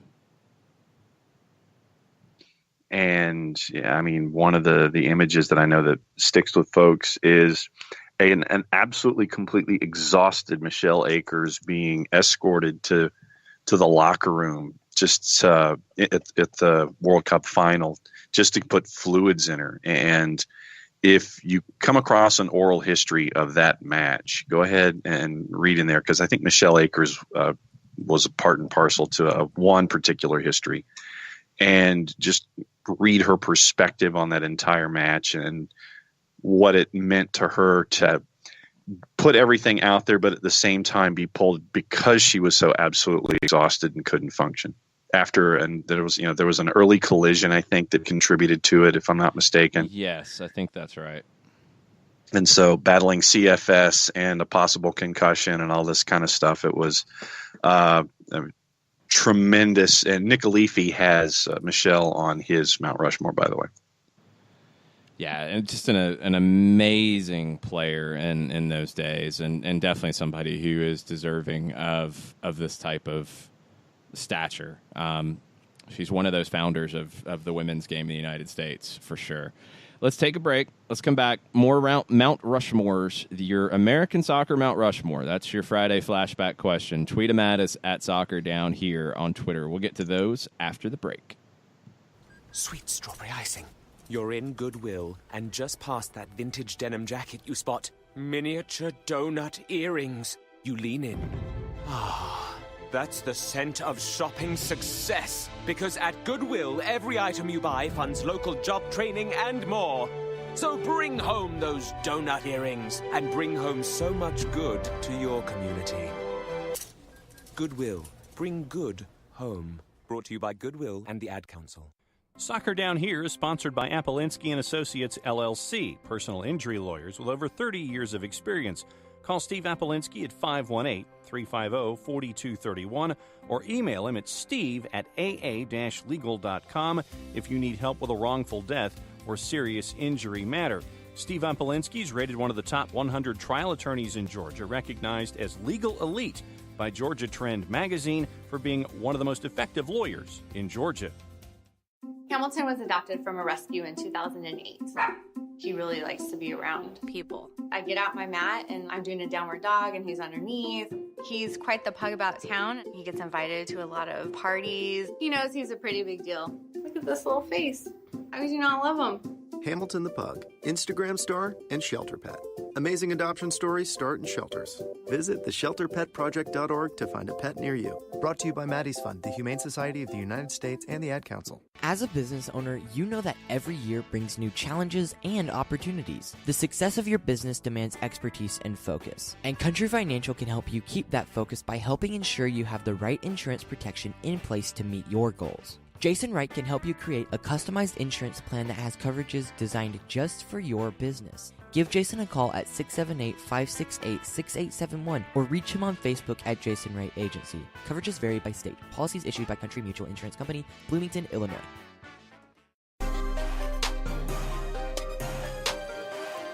Welcome back. Friday Flashback. American Soccer Mount Rushmore. Who's on it for you? For Kefzi, Carlos Bocanegra, Megan Rapinoe, DeMarcus Beasley, Mia Hamm. We've talked Beasley, we've talked Hamm. We haven't talked Rapinoe yet. Rapinoe will, I think, still be a huge focal point for the women's national team in the World Cup this summer. Yep. One of the most technical players ever to wear the women's national team jersey. And Megan Rapinoe, at the top of her game, was as good as it got in the women's game. Unbelievable. Just unbelievable player. And, I mean, I think back to, I think it was her performance in the 2012 Olympics that just blew me away with some of the goals she scored and some of the goals she created for others. Just incredible talent. The one that sticks with me is the entry pass. I want to say it was against Brazil. The left-footed entry and the header by Abby Wambach. Yes. Was that Olympics or was that 2011 World Cup? 2011 World Cup. Okay. In the 122nd minute. Yes. Oh, yeah, that one. I mean, that's a great play, and I think Rapinoe's contribution gets left out on some of that because of, I mean, it's a goal. It's Wambach with the header. But it was the next year in the Olympics for me that Rapinoe took over this team. I think she had a goal. She had an Olympico goal in the Olympics, which is kind of perfect, where you score directly from a corner. She had that. I think she was just an unbelievable standout in that great match against Canada, which is still just one of the greatest matches I've ever seen, period. Unbelievable talent. Just unbelievable talent. And it's great to see after some injuries her, bounce back and be able to still be a critical part of this team going forward. But yeah, I think it was the Canada game where the Colombia game as well, where she had some goals. It was just that Olympics for me was the best of Megan Rapinoe. And we'll see if she can find that level again, because I think they're going to need her too in the World Cup this summer. And Kelsey's other choice, Carlos Bocanegra, our good friend Carlos, maybe the most accomplished defender in American soccer history. I mean, I think you're in that conversation. One of the best players on set pieces in American soccer history for sure. Scored a number of big goals for a center back. But Bocanegra was a rock for the back line over a couple of cycles. And, what's interesting is I think Carlos has the opportunity to be on the Mount Rushmore in two different categories when all is said and done. I think as a player, no question, he's under that consideration, and it's just where you rank guys. But as an executive, I think he's going to have that opportunity too, because coming in and building a team from scratch and learning, it was less than a year after he retired as a player before he took the job as technical director here in Atlanta. And Carlos doesn't get enough credit for everything he's done here in Atlanta. He's learned so much from Darren Eales, I think, on the business side, but Carlos's experience on the field and with a variety of clubs around the world has really helped shape what Atlanta United is. And that goes all the way down to the academy and the U12s in the academy. I don't think you could have hired a better technical director to launch this team with. So Carlos has that rare opportunity, I think, to be on a Mount Rushmore of American soccer in two different ways. When all said and done as an executive, I think Carlos could be one of those key figures in building the game in this country. And because of who he is and how he presents himself, how much of this is underreported just because of how, he doesn't seek the spotlight. He's doing his job. He's doing it well.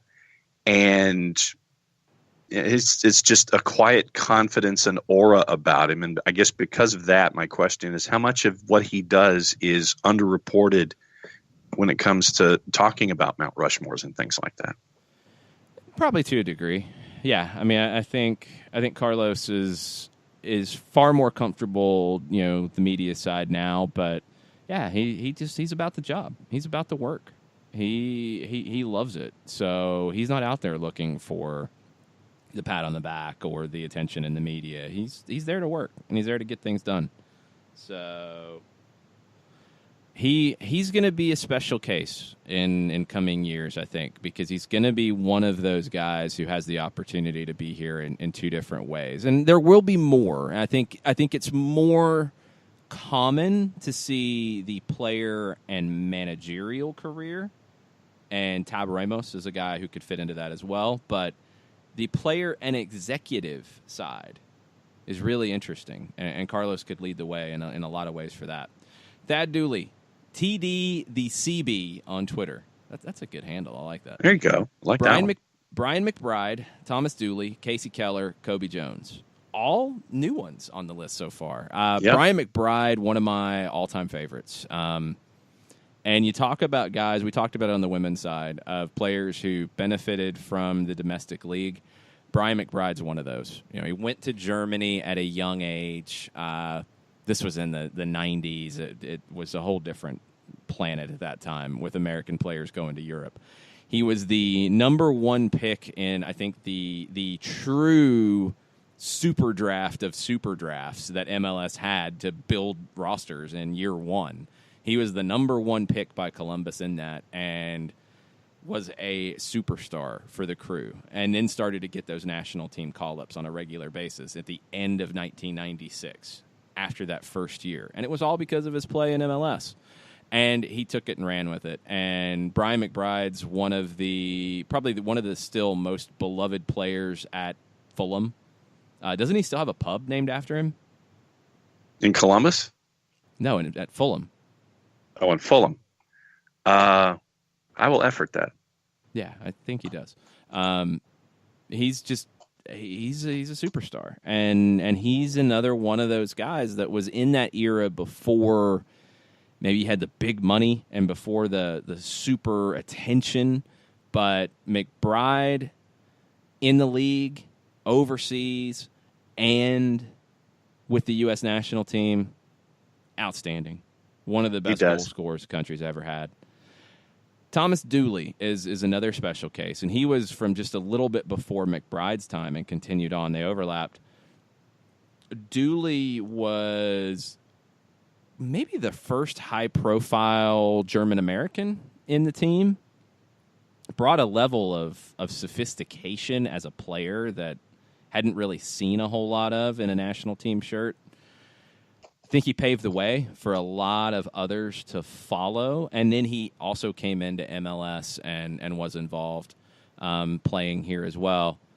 Dooley was one of those guys at that time who could play in the back, could play as a sweeper, could play as a central midfielder, could sit and defend, could get forward and attack. Just a well-rounded, incredible player. Casey Keller, one of the best American goalkeepers, and that's not a short list either. That's a tough competition when you get down to it. But Keller's another one who, he was on the 1990 World Cup roster. I believe he was 18 years old. He was the third goalkeeper in that group behind Tony Meola and David Vanoli. And Keller then had a falling out with Bora and wasn't on the 94 team, went overseas, had a long career in Europe before coming back to finish his career with the Sounders when they launched. Keller maybe has the longevity that some of the other goalkeepers in that greatest ever U.S. goalkeeper conversation. I think Keller's got the longevity that others didn't necessarily have, both with the national team and in his club career. Millwall, Leicester, Rayo Vallecano, Tottenham, Southampton, Borussia Mönchengladbach, Fulham, before finishing with 93 appearances for the Sounders. And he was, maybe one of those early focal points for the Sounders, on the field and in the community, and still involved in their TV and radio to this day. He's Seattle through and through now, and it's funny, he played at Portland, and he's from Portland, I believe. So that's kind of funny, an interesting little sidebar to it. And then Kobe Jones. Kobe Jones, I think he's still got the most caps in U.S. men's national team history, and probably won't get passed for that because he's got a ridiculous number. Had one of the longest careers in MLS with one team, with the LA Galaxy. Like Keller, still involved with the Galaxy to this day. Was a player who did something that I don't think you see many do. He was a speed guy. He had that move when he first broke in and when MLS started and when he played in the 94 World Cup for Bora. He had that little drag move where he'd draw the defender in, drag the ball, and then play it past him and just run right by him. He had a move that he worked to perfection. Well, what generally happens with guys who are blessed with speed as they get older? They lose that speed. And then what? Kobe was able to find ways to still be productive when he wasn't the fastest guy in the field. That's a tough thing to do, and to reinvent yourself in your career. Not many people do that, and not many players do it to the point that he's able to factor into so many big games with the national team, so many big games with the Galaxy. Just an unbelievable legend for the game in this country. 164 caps. That's insane. For the U.S. national team. 306 appearances for the LA Galaxy in his career. That's insane. That's crazy. 300 appearances with a club in MLS. I mean, to be able to be that good for that long, to get that many appearances and stay with one club, I don't know if we'll see that again. We might not ever see somebody get 300 appearances with one club in MLS. Might not happen. Might not see anyone get the number of caps that Kobe Jones got. He might be that guy for forever. It easily could happen.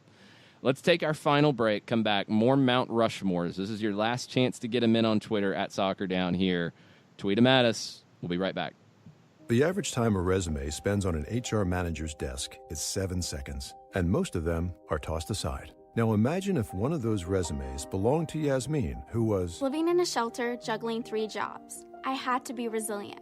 That's something that you can't teach. We rely so much on a resume, yet it could never tell the full story of someone who had to be independent and take initiative. And that's how I handle every project I get. Discover new ways to develop great talent at gradsoflife.org. Brought to you by Grads of Life and the Ad Council. We know that every driver is different, and a one-size policy does not fit all. That's why Country Financial offers a variety of discounts, so you get the coverage you need and the savings you deserve. From good driver to good student, multi-policy to multi-car, we've got a discount to suit every driver. Call Jason Wright at 678-568-6871 today to see what you could save. On Facebook at Jason Wright Agency, or by phone at 678-568-6871.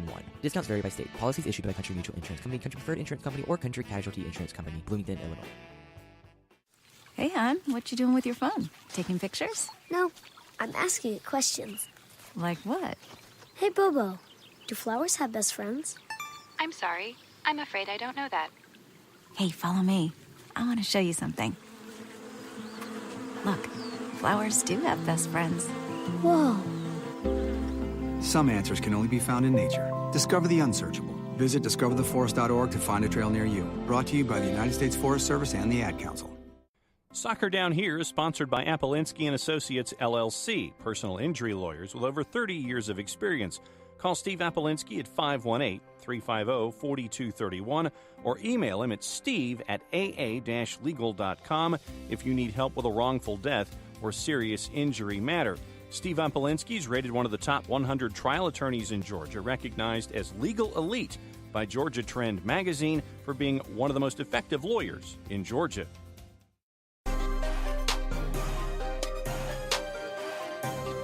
Final segment, Soccer Down Here for the week, January 18th. It's a Friday flashback edition. The question was your American soccer Mount Rushmore. We've had a lot of different submissions. That's really cool. I wondered if this would, settle around the Donovan, Dempsey, and they've been in a lot, but we've had a pretty wide variety of ways people have looked at this. I like it. This is cool. Michael Head on Twitter, and no, I did not put him up to this, Doug. Michael Bradley's in his, along with Clint Dempsey, Landon Donovan, and Mia Hamm. Michael Bradley. Let's talk about him for a minute, because we've talked about the other three. Bradley's place in a Mount Rushmore of American soccer. Look, as much as I like Michael Bradley as a player and what he's been for the national team and what he's been as a professional, I don't think he gets in here. I would disagree with Michael. But to be in the consideration, absolutely. Absolutely. I mean, this is a guy who has been involved with the national team for a long time. This is a player who went to Europe at a very young age. This is a player who was an essential part of the first treble-winning team in Major League Soccer history. And yes, they're in Toronto, but still he's American, so he fits. I think you have to consider him. The number of caps, the influence. He's in a position as a player that doesn't get a lot of this type of attention, and that's something that would go against him when you're talking about just 4 people on this list. But yeah, I think it's hard to say that Michael Bradley's not one of the best ever to play the game for the U.S. men's national team. But once again, I mean, is that the offensive lineman version of soccer positioning? And because of that, it's the hard only to say. time I don't think it's a you direct hear about comparison. him is when he makes a mistake as opposed to when he does something well. Yeah, I don't think it's a direct comparison. I think that's a little too easy because defenders have a different situation where they don't get as much attention too, but they have ways they can influence it. I think we need to, and this is something that we try to do, and I hope more in the media and talk about the game do, we need to talk about these types of players and how they fit into a team, because the game is not just who puts the ball in the back of the net at the end. There are so many other elements that go into being a successful team, and we need to talk about it. And it's not fair to say that it's like an offensive lineman because, look, to be honest, as if you're a football commentator, if you're a football expert, it's really hard to break down how much of an impact an individual offensive lineman has on a game. It's a lot easier to talk about the influence a holding midfielder has on a game, and we just need to do it.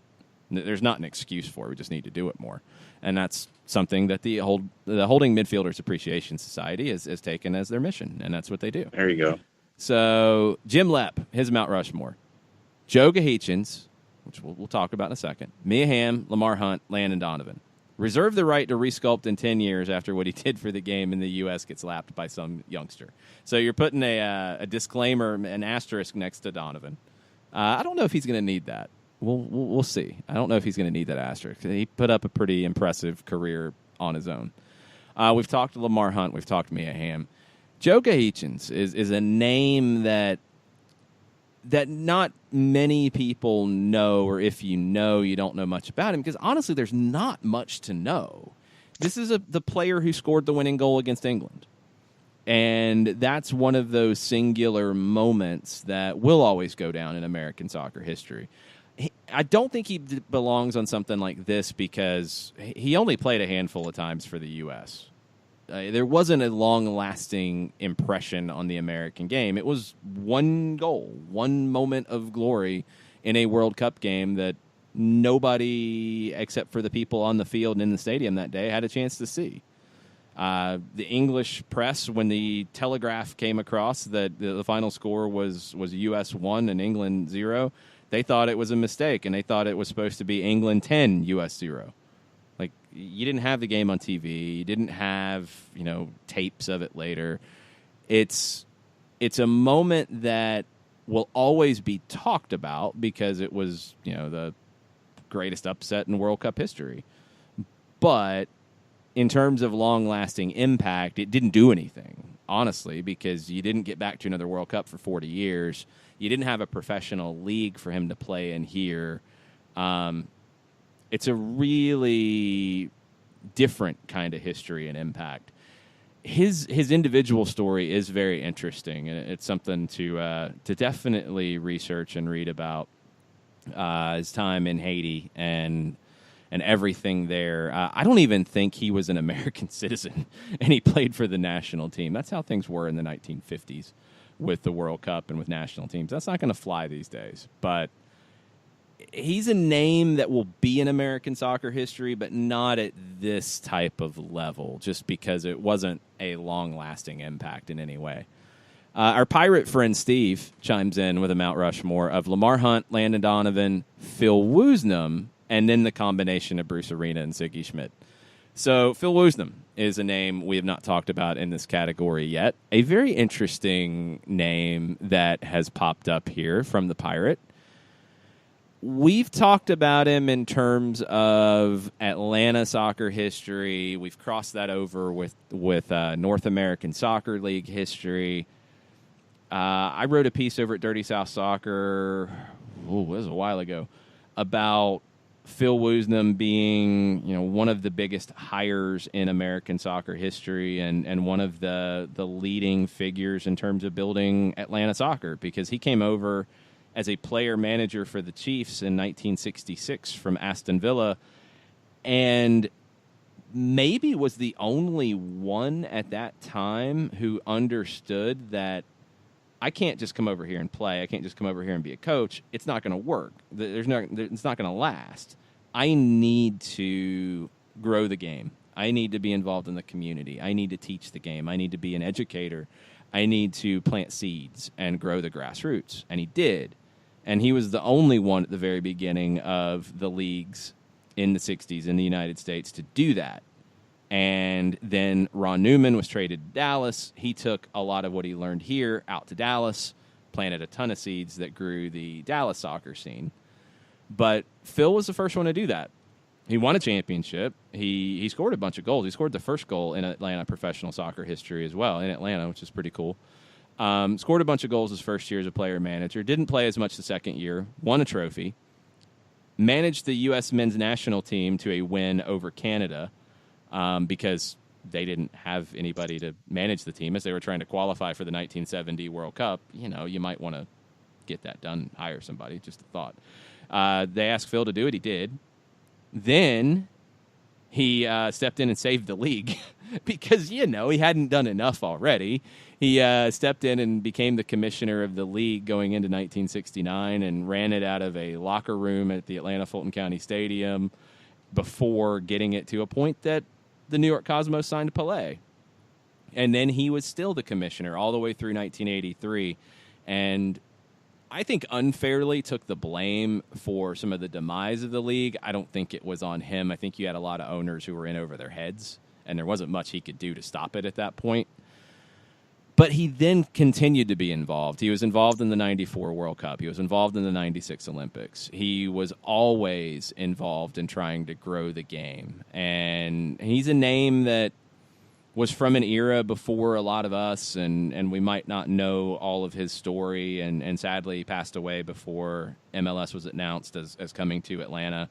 I think he would have loved it because he made Atlanta his home after all of that and had such a profound impact in terms of just planting seeds for the game to grow, not just Atlanta, in the whole country.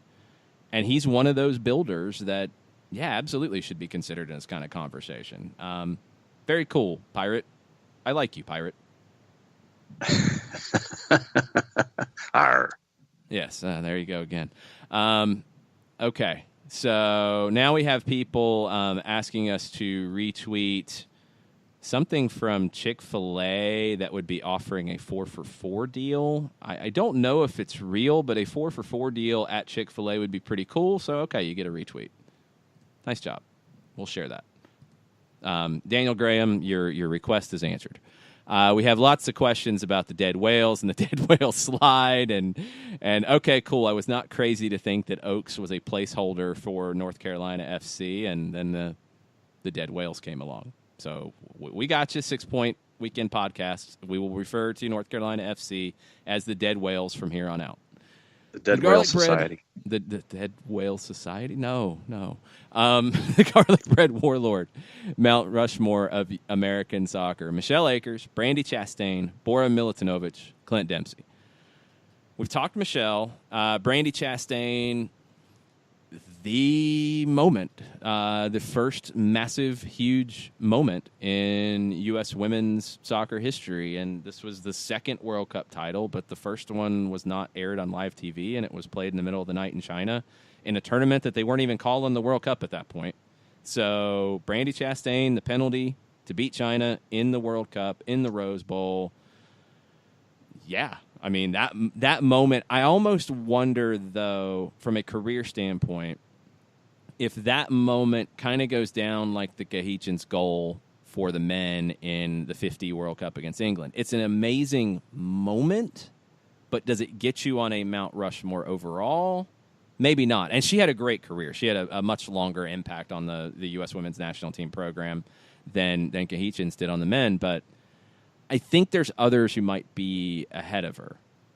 but she's in that conversation. Like, if you're talking about a best 11 for the U.S. women's national team of all time, and that might be a fun one to work through, I think she'd be in that conversation for sure. And all of this previous conversation has lent me to another name at the Welcome Center. Okay, hold on. We'll get to yours in a minute. We'll get to mine as well. Right. The Warlord had another one in the list, Bora Milutinovic. Bora would be...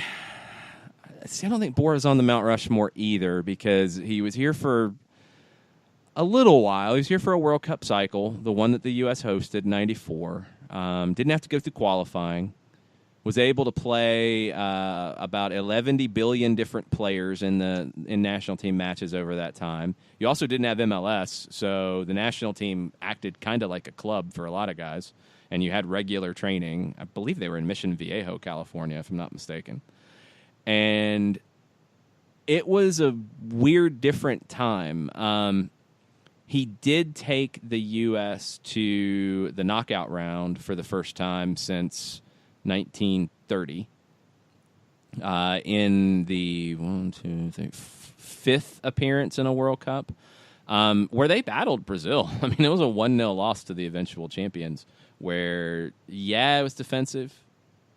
That was kind of all you had at that point. You wish you'd been able to take advantage of a red card to Leonardo after the elbow that cracked Tab Ramos' skull, which, he literally cracked his skull. It was one of the scariest things I've seen. Bora, then there was kind of weird negotiation back and forth. He was going to stick around, then didn't, and left in early 95, and that's when Steve Sampson took over and went and had a great tournament in the Copa America and earned the job full-time and qualified in pretty good style going into 98, and then it all fell apart for lots of reasons.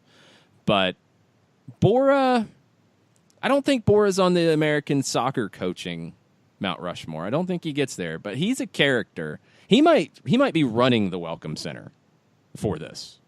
I think he would have some amazing stories and things to say, but I don't think he gets on the mountain. Now, I've got other coaches ahead of, if you're talking coaches, I had other coaches ahead of Bora when it came to any kind of a Mount Rushmore. So, but if he's running the Welcome Center and is in charge of the gift shop, maybe. Yes, that might be it. That could be it for sure. Tafka is still trying to figure out a way to get 4 designated players. Have fun, Tafka. I'm not going to bang my head against the wall. I really don't want to do it. It's just not going to happen, buddy. I just don't see it. I'm sorry. I apologize. Let's see. Do we have any others before we have to get here real quick? We have some other tweets, and we are like so out of time. So we will try to reply to these on the Twitter. David Benson with a good point. Good with everyone mentioned, but Jermaine Jones's hair from the Snow Classico in 2013 needs to be on there somehow. I'll agree with that. There needs to be a bush that replicates Jermaine Jones's snow-covered hair from the Snow Classico. That has to be part of the park. At the Welcome Center. That might actually be out in front of the mountain. I think you can create the bush for that, because you're not going to... Jermaine Jones, again, great national team career, and David Benson's not campaigning for Jones to be on the Mount Rushmore, but the hair has to be there, and I think you can have that in there, and you can have other elements of things in there too. All right. Who's your Mount Rushmore of American soccer, John? Well, did you want my Welcome Center first? No, you don't get a Welcome Center. You just get to have your Final Four. The Well, listeners get the Welcome Center. We don't get to have a Welcome Center. We're not going to exploit our time here. All right.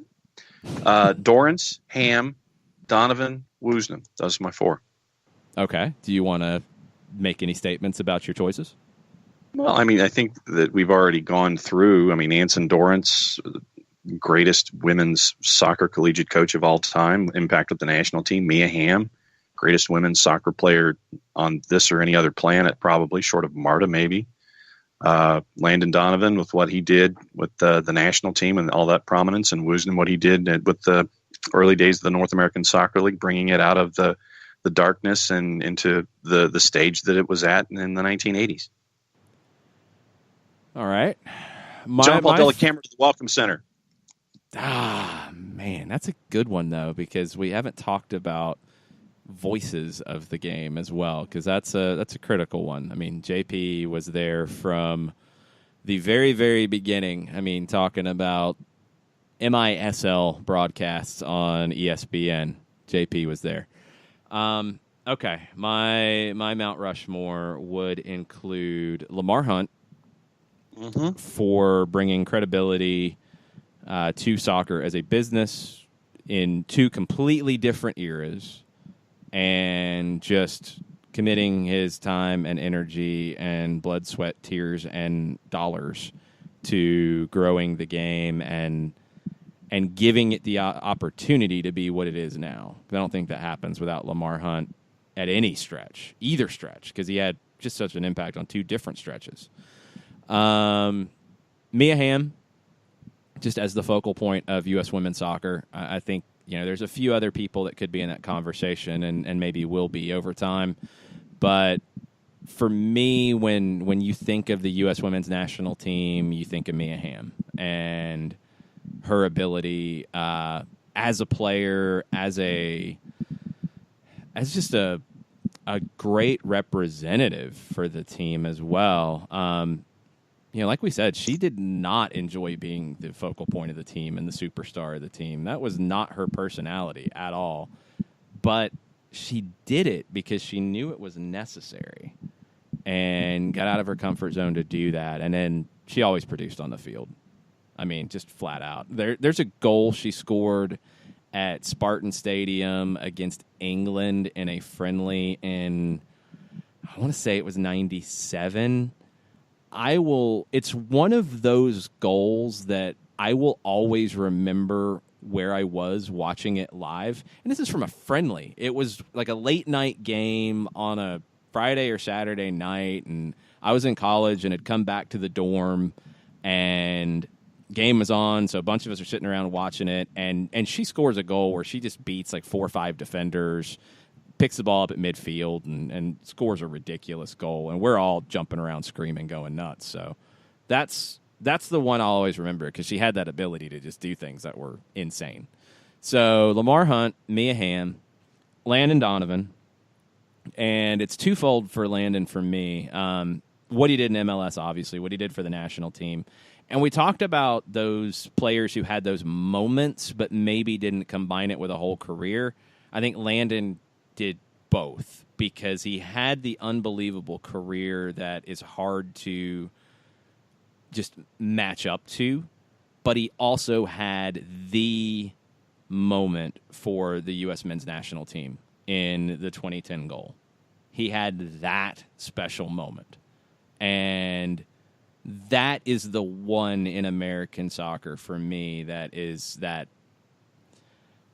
over time, I think we'll look back at it as a little bit of a before and after, because so many people saw it, were influenced by it, got into the team because of it.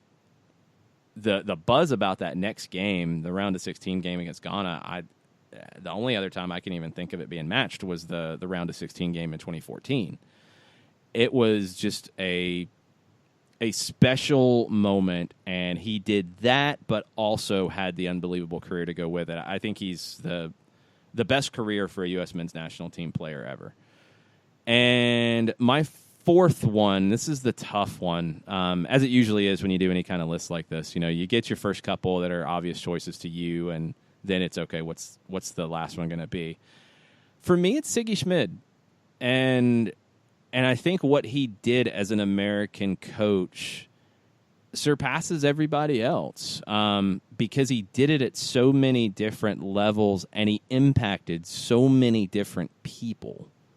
That's such a key part of it. He won MLS Cups. He won college championships.